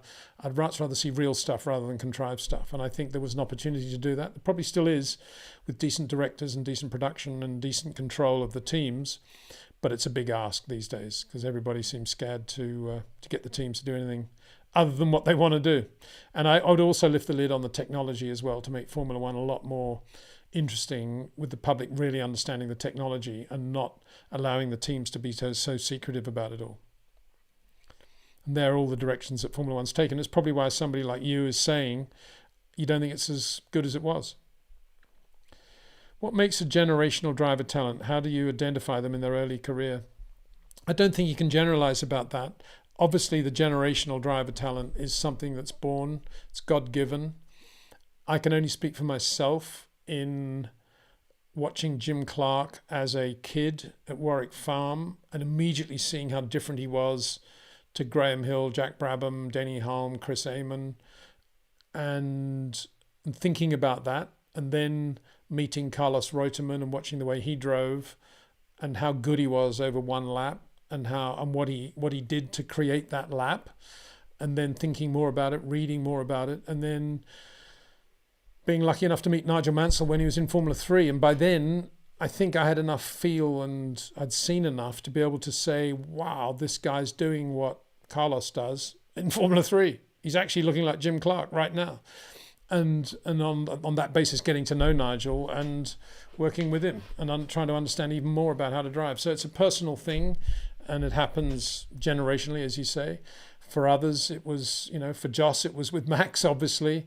With Lewis, it was possibly Ron Dennis. I'm not sure Ron spent that much time actually watching Lewis drive. It was more Lewis's attitude away from the track and the results, probably in Ron's case. But in terms of watching him drive, the first time I saw Lewis drive was Valencia GP2 test before the 2007 season. 2006 season. And he was just into that first corner at Valencia. He was just brilliant. He was Nigel Mansell that I'd seen at Thruxton in 1978. Just the best thing I'd seen since then. And I think I wrote that in F1 Racing at the time. And so you meet it. And so, yeah. Toxa 1201, RIP Alan, look forward to it. Yeah, Alan de Cadenet, he was such a good man, such a good friend, such a funny guy.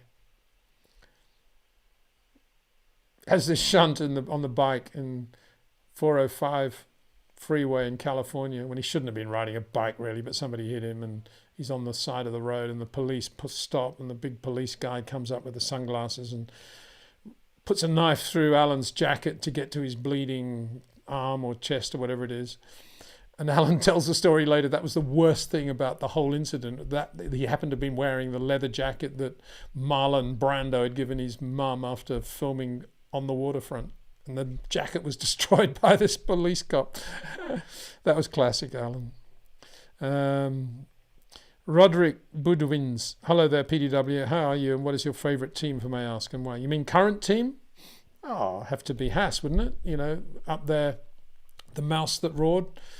They're just doing a good job with very little, you know, simple Dallara chassis, Ferrari engine and other stuff. Good race team, getting on with it. 2 drivers who are fun to work with, who know what they're doing, kind of. I would love to be, if I had to go and work for any team right now, I'd probably be Haas. I'd say Ferrari next year. I mean, Charles and Lewis and the whole thing together would be quite cool, wouldn't it? Having said that, I think Haas is still probably a very good, fun team. So yeah, Haas. I say favourite. You know, that's a team I think I like watching, and I quite like the Visa Cash App lot as well. Jody, Eddington, and that lot. They're all very good, and nice people, and get on with it. Racers, I think you could say. Who else? Sauber, not bad, quite fun. You note I'm not picking any of the top teams because they're all so, you know, too many bodyguards and take themselves so seriously, I think, don't they? Am I saying that? McLaren, quite good fun, I think. Overland Journo. That's a good name. Hi, Peter from... Now, Overland Journo, why does that make me think of Ted Simon, who wrote that wonderful book? If you haven't read it, it's called The Checkered Year. It's about the 1970s. It's a bit of a naff title, actually, but about the 1970 Formula One season. He spent the year with March. Speaking of hanging out with the team, and just basically travelled the year with March. It was their big year and first year in Formula One, you'll recall. And he's a beautiful writer, incredible journalist, wonderful syntax, and just great writer in general, Ted Simon. And he later did a book about riding around the world on a motorbike, which I got him to sign. I had a paperback edition. He happened to be at Goodwood, I think, one year, and got him to sign it. Anyway, Overland Journo made me think of him. Hi, Peter from Pretoria, South Africa. Do you reckon the Silver Arrows are going to carry their basic design platform into 25? I sincerely hope not. But, you know, budget cap wise and getting ready for 26, I suppose they probably have to, on the basis that we got it right before, we're going to get it right again. We're Mercedes. Don't know. It's a good question, isn't it? Are they kind of written off 2025 already on the basis that let's get it right for 26? Everyone will have forgotten about everything else in the past very quickly. I don't know. We'll have to wait and see on that one, I think. Sorry to be a bit ambivalent about it. Not quite sure what the answer is. I think they probably will, yeah. I think they'll keep their basic design platform and just keep developing it. Eddie Everhart. Verstappen lost to Ocon, the 2014 Formula 3 Euro champs. In fact, he didn't just lose to Ocon. He came third. Yeah, well, Lewis got blown away, didn't he, in his first European Formula 3 season as well. And if you talk to James Rossiter today, he will say, oh, yeah, you know, I qualified Lewis, or right up there with Lewis. So, yeah, they don't always have great years. And often it's to do with that car, that team, maybe didn't have the right engine, maybe there was something not right, you know. But then they get it right and bang, it all happens, doesn't it? But Ocon just shows that Ocon's not slow, as what I said in the last live stream when somebody asked me to compare him with Pierre Gasly. I think he is really quick. Robert Portelli, what do you think about the new Ferrari upgrades? Well, I can't imagine that they're going to be any worse. I think they're going to be better. I think they know where they're going. I think they've got a good track now, and I think track on where they're going. I don't mean Imola.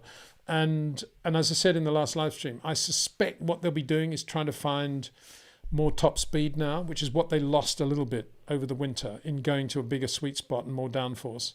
I think they'll be trying to keep the car exactly as it is in terms of tyre management and grip and balance, but try to have more top speed they can play with. That would be their logical way forward. David Ocanta. Hi, Peter.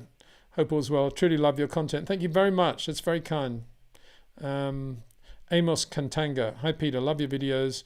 Can the teams in Formula One stop with this multi-year contract nonsense? Just tell us the contract length. Also, I thought Albon had an offer for 26 in Red Bull, but he just extended. Yeah, as I said earlier, I think he did have an offer from Red Bull, and I think it was from the tyre division of Red Bull, and I think it was at the beginning of the Christian Horner thing, and I think it became so imprecise as to what he might be doing if he did do something with Red Bull again, that the solid offer from Williams became much too important for him to reject. And I think that's what he's done. He's probably made the right decision, and good on him. And good for Williams too, I guess. Can we stop with this multi-year contract nonsense? This is a good point. Don't forget, my philosophy for the future is that the drivers don't have contracts at all, and we have an auction for every race. And you're not allowed to have the same driver for 2 consecutive races. And that auction becomes as big as the thing they've just had for the NFL, where they do all the pre-season trading of players. And it's huge, massive audience, huge global, national TV audience anyway. And that's what we should have in Formula One. I know it'll never happen, so I'm going to go on about it. On every Thursday, there should be this huge thing where all the teams bid for this driver. And we all know that Max can't drive a Red Bull or a Ferrari or a Mercedes in the next race. He's going to have to drive one of the lesser teams. Imagine the build-up to that. And the teams have, obviously, to be no budget cap. The teams have to bid whatever they can to get these drivers. But every driver has to drive for one team, for every team at least once. I think the mathematics would work out, wouldn't it? My brain doesn't extend that far, but that's what I would do. Then forget all that contract stuff. Yeah, they just come in and they're just free agents. They come in and they go out like models. You don't have the models contracted to a specific clothes designer, do you? They're not just only modeling for Armani. The top models model for whoever pays them to do it. Why can't drivers be the same? Oh, with all the technology secrets, you say, yeah, well. What do those drivers do in terms of that? I'm sorry, they just get in the car and do what they're told. There you go. Pranye Buggy. Hey, Peter, what do you make of Alex? Oh, I've done that one, yeah. Is it a very risky move considering the position? No, I don't think so at all. I think, what else is he going to do? Go back, do Formula E or something? He's got nothing else apart from that, so do it. David Alcanta says, I think the Kimi hype is going to be another mistake by Merc to bring him in too early. Well, we'll see. I think if he is the next Max, he should be able to easily go straight from Formula 4 to Formula 2 to Formula 1. That shouldn't be an issue if he's that good. But that's an if in italics. And I'm not saying he isn't. All I'm saying is if he is, any race driver worth his salt should be able to do that. I mean, Jim Clark was racing not even a full season in 58 Jaguar D-types and stuff. 1960 he was racing Formula 1 very, very efficiently. And Jackie Stewart went straight from 1964 Formula 3 to winning Grand Prix in 1965 in Formula 1. So, yeah, of course. Dave Schiff, Andretti update. Any feedback on whether US congressional interest in Andretti getting locked out from participation? No more. I've personally heard no more, read any more about that. I've just repeat my point that it is Andretti's gone to Congress to Jim Jordan because Liberty's an American company, but it's not only Liberty, it's the teams which aren't bound by American law, and it's the FIA. It's not only Liberty involved in all of this, and I can't imagine that Congress have much sway over the teams or the FIA. And just to repeat my point, that when the news broke that Mario had sent this letter and that Jim Jordan was backing him up, Zach Brown made a point of mentioning the FIA, whereas Mario's only focusing on Liberty. And it's because of that American thing. So it's kind of there. Friction Circular. I thought Sky's commentary was pretty good. Formula One commentary. What do you use, Peter? Do you get some kind of raw feed with no commentary? Do you get access to team strategy comments? Can the layperson access? No, I don't listen to commentary. I do listen to a lot of radio stuff, and that's it, really. Probably not a lot different to you. I do get access to different feeds, that's all, but don't listen to any commentary. Carl Gevers, Peter, you just brought a broad smile to my face with Gussie Finknottle and the old Finknottle. Spink bottle, isn't it? And the old meaning of the drones. Brilliant. Carry on, Jeeves. Yeah, well, Yeah, I mean, what I love about the drones is the way they play cricket with bread rolls and oranges. Why not? Isn't that the way to do it? Indoor cricket. Yeah. How did PG Woodhouse ever get time to live a normal life, to live a life at all? I mean, he's written so many books, and every book was so painstakingly brilliant that I can't imagine he had any time to do anything. And-75, absolutely agree. People, do your homework, especially for blogging rubbish, please. Thank you. Amos Cantanga, love your videos. Can the Formula One teams stop? Yeah, we've just done that one. Okay. Who do you think is the best racecraft besides Lewis and Max, David or Cantor? That's an interesting one. Let's think about that. I wouldn't have said Perez. I wouldn't have said Carlos Sainz. And I think Charles possibly overcomplicates things a bit. And when he is really in the eye of the needle, he can be a bit ragged still, a bit too forceful.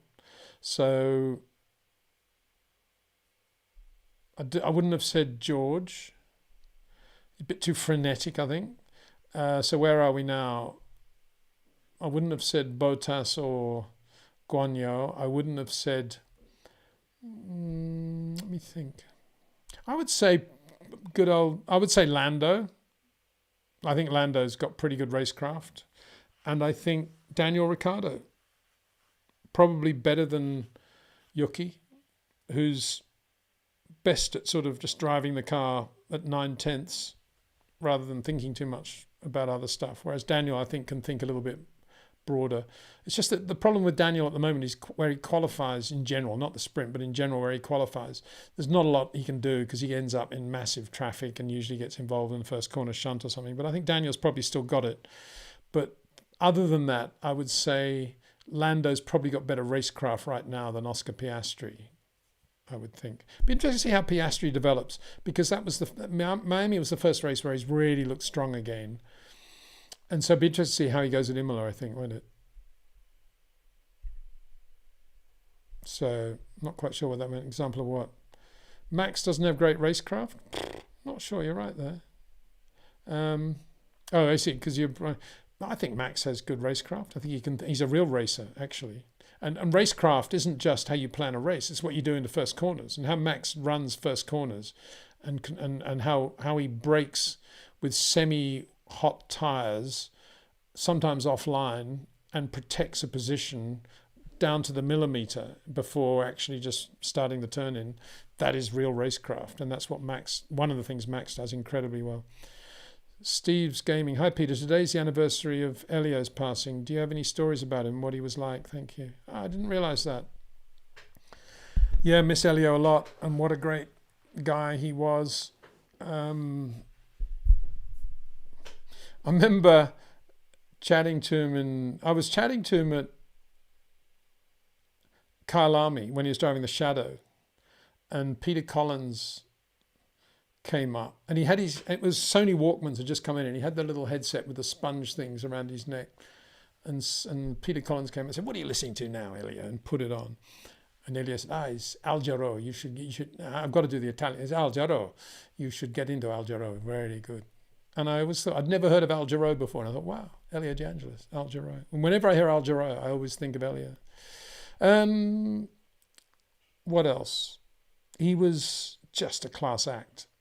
You know, he's one of these Italians that can put, no matter how quickly he got dressed in the morning, how late he'd gone to bed, he didn't look perfect by any means, but the jeans were always exactly right, and the jacket was always exactly the sort of jacket you'd want for that moment. And even if his hair was a bit scruffy, it always looked great. He smoked quite a lot, but he smoked in a very cool, Gary Cooper sort of way, and it just...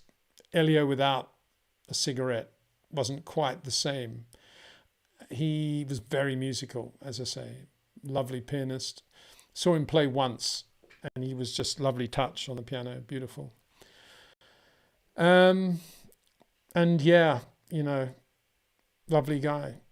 His sister, Fabiana, married still one of my best friends, Ross Cheever, and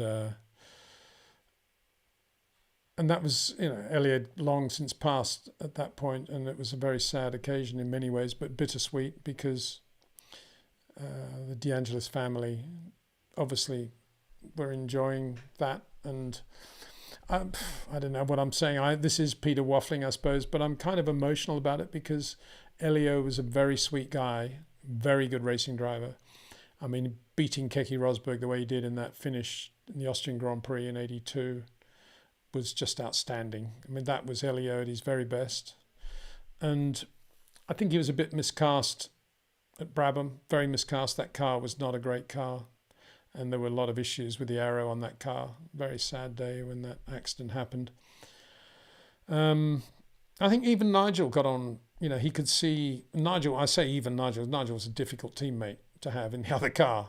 And Elio was very cool and relaxed about Nigel in ways that Keke and Nelson weren't. He just got on with it and did his own thing, and he's just a class act. I keep saying that, but he was. He's a class act. He's a really, really cool guy. Hey, Elio, how you doing? Hola.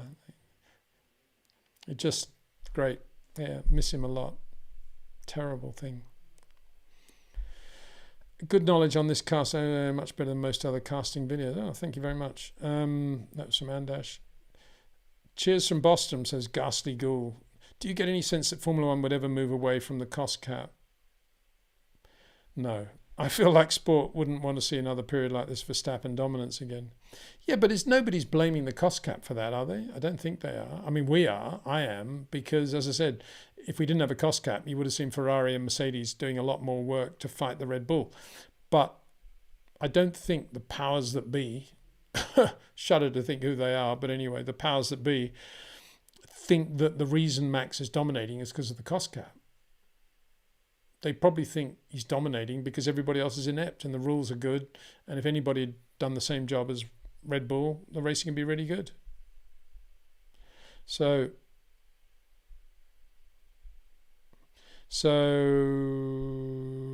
where are we? Michael Lawless, would an 80s era driver do better today or a modern driver back then? Tech, racing field, ruthless comp, fundamental car control. Well, what was it Lance Stroll said when he was asked if he wanted to drive one of the historic cars? Something like, well, providing it's got all the safety equipment I need, I might, or something like that. It was all to do with safety. And so he probably speaks for a lot of the modern drivers that wouldn't want to do anything in an 80s era car because there was no side protection, there was no head-on protection, it was virtually sitting at the front of the car, and the whole thing was dodgy. Safety. And today's cars would probably feel very big and heavy and cumbersome to the likes of René Arnoux and Alan Prost. So there's never the twain shall meet, I think, is probably the answer. To jump era is so difficult. How would Max Verstappen go in a Maserati 250F around Rouen if you could transplant him back to 1957? Probably be really good. He's probably one of the few drivers that wouldn't talk about safety. You just get on with it, actually, if I think about it. What's the difference in driving styles between Max and Ham? CJ Jim. I don't think there's very much difference, actually. I think they're very similar. Very similar. And I think Lewis has developed his driving over the last couple of years when he hasn't had a very good car and started to do things that maybe he hadn't done for a long time or never done. Whereas Max has been able to hone his driving around a really good car and just reach peaks of performance that perhaps he never imagined he would be able to reach and feel for the surface of the road that he never thought that he would experience. So they're going in different directions in terms of developing their driving. Obviously, Lewis has been around a lot longer. And right now, Lewis is, I think one of the reasons he's gone to Ferrari is to give himself the peace of mind that comes from not having to worry too much about the Mercedes anymore and focus on a new challenge, which can only bring the best out in him. Whereas Max is just loving being in a situation where he's at one with the car, he can feel everything down to the minutest detail, and basically whenever he's got an issue, it gets rectified pretty quickly because he knows exactly what to say to the engineers, and he's got this direct line of communication that is irreplaceably good. Of course, he's now concerned that Adrian is going and things are going to change. But he's probably thinking, well, I've had a really good run and it's a new challenge and that'll be good for me as well. And we can prove that we can do it with a new set of people and a new regime. And he'll be feeling quite refreshed. He'll be looking positively about that, I think. So that's it. I think in terms of raw talent, God-given generational talent, I'd say they're very, very similar. David Ocanta says, I don't think Lando will ever win a championship. He's not a great driver in my opinion. Piastri has a better ability. If you watch them both, Piastri has shorter corners as well. Yeah, Piastri, I think, is a little bit disappointing this year compared with the levels that he started to attain last year and his increasingly rising graph. He started the year a little bit disappointingly, and he has looked a little bit confused in the car in terms of the overall weekend. And he's allowed Lando to sort of capitalize on that and start doing what he does very well in a car that's getting better and better. As I say, Miami was a bit of a turning point for Piastri. Lando had a bit of an issue and Piastri went well early on in the weekend, and he was able to build on that. So it'll be really interesting going into Imola. It's probably the most interesting face-off we're going to have between Piastri and Lando, I think, and how they go into Imola and how they come out of that weekend. It'll be fascinating to see. David Brown. I wonder if it's my mate David Brown or not, DB from the Williams days. If not, anyway, thank you very much, David. Hi, Peter. I know it's controversial. What are your thoughts on Formula One having BOP just like WEC? I think that's overtaking, right? Is that what you mean? If it is that, I'm not very good at WEC or BOP but vernacular. I would be against it. I think anything contrived like that, like DRS. I'm not a DRS fan, so I certainly wouldn't be a press to overtake fan if that's what it is. But if it's not, excuse my ignorance. Michael Lawless, when will you be in Toronto? Is there a chance to meet and greet? I'd like to see the exhibition. Yep, the exhibition's over now. Working pretty hard on the next one now, to be honest, and got a very heavy travel schedule coming up. I'm not 100% sure when I will be in Toronto, but I'd love to meet you. So I was trying to think of as a way of, what we should do is create an email account that people can email me on with details of things like this, so we could meet up, for example. But anyway, in the meantime, I hope you really enjoy the exhibition. Very pleased with the way it was launched, and I think there's some fabulous stuff in there. It's different from Vienna and Madrid. So I hope you'll enjoy it. I really do. I think you will. We talked about the Albon. This is Emma Lazy Dog. We talked about the Albon contract. And yeah, good for him, good for Williams. Not much else he could have done apart from that Red Bull possibility, but there was too much standing around and waiting around, nothing clear. So very good decision I think he's made there. Good for Williams. Quick driver. Quick driver, and with confidence I think he'll do really well.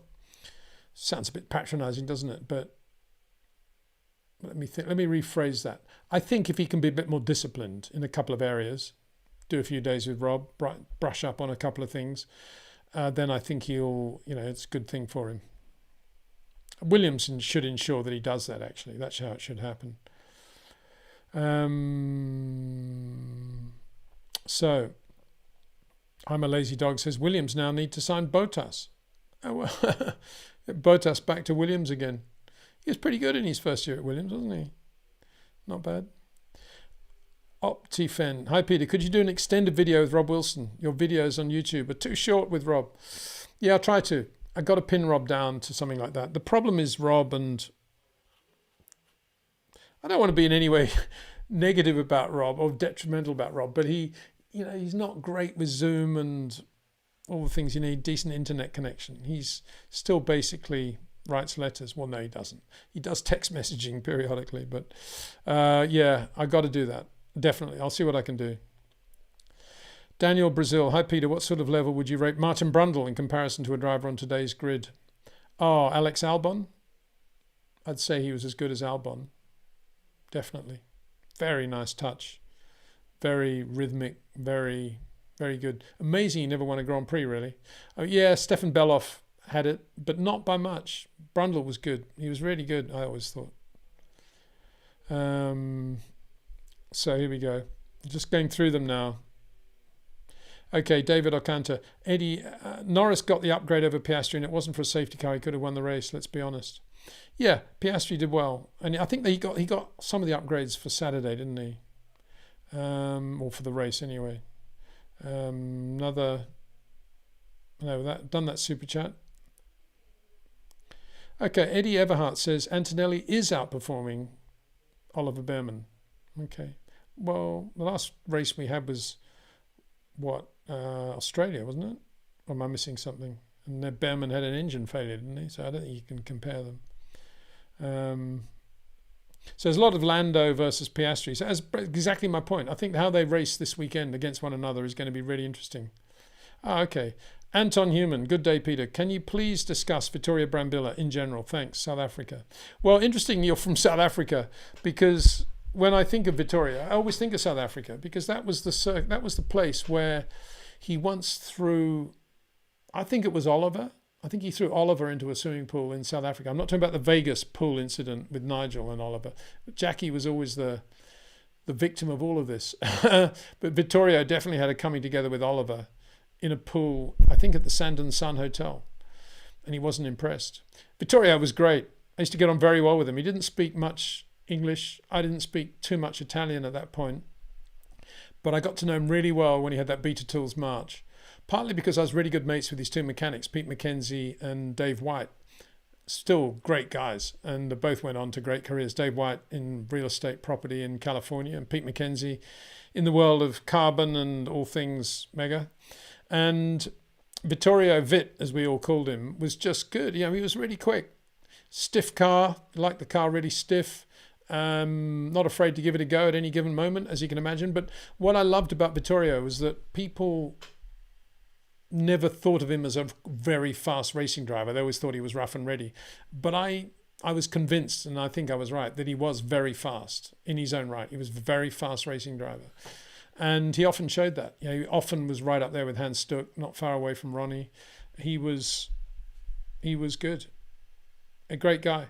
And he was strong, very strong, tough guy. Big muscles. I drive the car now. I go, ciao, okay. And very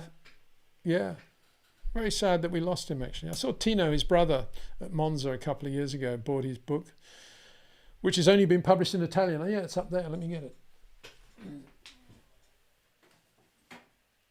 Tino Brambilla. There you go. I think they got on quite well, Tino and Vittorio. But there was some nasty incident. Yeah, signed by Tino. There you go. There was a nasty incident in the Brambilla garage / shop company where they worked near Monza. And am I allowed to tell this? I think I am. It was very sad, really. But I think Vittorio, one of them had a pet monkey, and Tino shot it because it was annoying. But Vittorio was a sweetheart. Really good bloke. And, when he won that 75 Austrian Grand Prix, it was classic Vittorio, wasn't it? It was pouring with rain. The race was stopped at 3/4 distance. He knew he was the winner as he came out of that last corner in Austria. And he crossed the line to put both hands in the air to do this. And the car hit a puddle. And he crashed as he went past the checkered flag and badly damaged the car. But Pete and Dave didn't mind at all. They'd won the Austrian Grand Prix. Very sadly, of course, a day coloured by the loss of Mark Donoghue. But, yeah, Vittorio, I'd have to say, he wasn't a friend because he probably just saw me as another English journalist. But I really liked him. He's a good bloke. So where are we going? NASA, Rubens Barrichello, ? Yeah, Rubens, very good. Very good. I'd say he was, what do you want to know about Rubens? He was a right foot braker when everybody else was a left foot braker. He was the last guy to go to a two-pedal car. I'm not sure he ever did go to a two-pedal car, actually. Well, no, let me rephrase that. It wasn't, of course it was a two-pedal car, but with Rubens, you had to make sure that he could brake with the right foot. So it was the distance between the two. Of course, he went to clutchless change. But he was always a right foot braker. And he did pretty well as a right foot braker. And Rob Wilson has always said that the purest way to drive is with the right foot braking, because then you're never guilty of slowing the car down in order to solve a handling problem. You're only braking to slow it down the right amount. Whereas if you go brake against throttle, often you think, oh, I've killed the understeer, but actually what you've done is just slowed the car down too much with too much overlap. But you can't do that with your right foot braking. It's purer. And that's what was nice about Rubens. Not sure what Michael thought about that when Rubens was quick and he was right foot braking. Probably not very impressed. But yeah, Rubens, lovely guy, very spiritual, very nice, just a good person, family man, still very quick with wife and kids, and was super good on many occasions. And I think it was a mistake for him to leave Ferrari. He could have stayed there. And he just went there, he was a victim of the old Brazilian press thing or Mexican press thing of, you're better than that, you shouldn't be a number 2, you can do more. And of course he couldn't. He'd go to, Braun, it was okay, but it was Jensen's team and he won a race or two, but Williams was not good. And at Ferrari, he was winning races periodically and having fun. He was in a winning car, winning team for a long time. I'm going to have to go soon, guys. School run beckons. So I'm going to have to make this the last couple. I think there's another. So this is a super chat from Sam Rinaldi. G'day from Australia, Peter. Love the show as always. Could you explain short corners? Is it something you can see on TV coverage? How can you pick it out? What do you look for? Yeah, you can see it on TV. And basically, if you accept that all corners do is separate two straights, what short corners is all about is extending the straight into the corner and extending the straight, leaving the corner. So you're trying to make the corner as short as possible. And you do that by getting into the corner quite early, but still with power on. And then with very, very subtle braking and steering inputs, get the car to a rotation point, which may not be the geometric apex, to get it rotated at an angle that is absolutely perfect for a straight line exit. It will mean the one downside to short corners is a low minimum speed compared with a driver who might come in a little bit wider and turn into a geometric apex. Typically he'll be on the power before the apex and will have a higher minimum speed.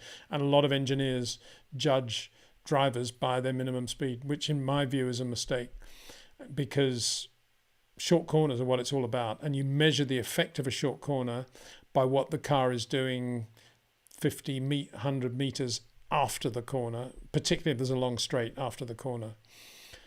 And you can see that. If the camera position remains in one place going into a corner and they don't pan with the car, you can see some cars turn in a little bit later and some cars going a little bit earlier. Some cars have a beautiful transition from straight line to steering input. Some cars go in with a bit of a jolt. And you can see all that, but it's got to be a camera position that doesn't move, doesn't pan, and it's got to be a significant corner with a straight afterwards for it to add up to much anyway. But you could see it when Piastri was with Leclerc in Miami. You could see Leclerc actually was slightly shorter corners than Piastri in a number of parts of Miami, which was interesting because Piastri's shorter than Lando, and Piastri's been working on it pretty hard. So you can see it, and you can see it with Max and Perez. Indeed, at the end of my race video from Miami, I think it was race, might have been qualifying, probably the race video, I just talked about 2 pictures I'd found on the Red Bull Media Hub, their media thing where the pictures are. And they've reduced the number of pictures they put out now, Red Bull, significantly ever since 2024. They used to have hundreds of pictures. Now they only have about 40. But anyway, from Miami, they did have 2 pictures deep down in the site of Max and Perez going into the same left-hander. And you can see there Max is sort of at least a meter to the left of Perez at exactly the same point on the road. And it was interesting. I don't know what Perez thinks when he sees that, but you can definitely see it. But you've got to rely on a good director. And it's quite often they don't do that. They just do. They show the angle of the car on camera that they think makes the car look at its best, or is good for the fans or whatever, or dramatic, and they have these low down cameras which don't show you anything at all. And sometimes it's very frustrating because you think, oh, I'm just coming to the point where I want to see it, hold the camera, and then suddenly they go to a different view and they don't, it's gone. So you've got to be a bit patient, really, and try not to get too impatient with the director, which is not easy sometimes. So yeah. So that was that one. Sorry, I should have put that one up. Thank you very much indeed, Sam, for that super chat. So we've come to the end of this one. Been hour and a half, so we've gone pretty well. No, 2 hours and a half. What am I saying? No wonder I'm a bit knackered. And as I say, I've got to get on with the school run now. I've got a lot to do. So thank you very much, everyone, for being a part of this. And we'll put this out on. This will be on the channel, of course. We'll put it out as a podcast on our podcast channel, Short Corners. And we've got some new things there. I've also got Miami up there now, plus the last live stream as well. So there's lots to look at there.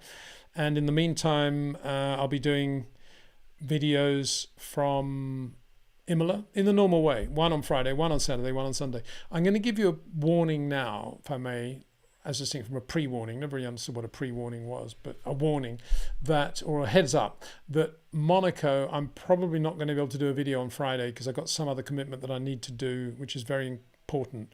And it means I'm probably not going to have time to do a video on Friday, but I will be doing the Monaco Saturday and Sunday as usual. Might be a bit different because I'm working there.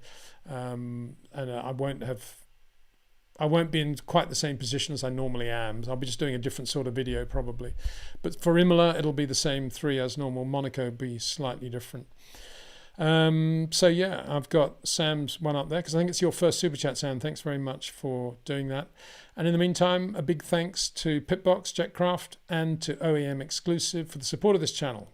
Please support them as well. Go and buy your Lear from Jetcraft. I mean, their aircraft are brilliant. And Pitbox, talk about fabulous software if you're doing track days or you're racing these days, club racing. And OEM Exclusive, well, if you need a part that nobody else can get, OEM Exclusive are going to find it for you. For a classic car, that is. Classic Ferrari, probably something else as well. Anyway, big thanks to all of them. Big thanks to all of you. Be seeing you very soon as we do the Imola videos. Thanks for watching.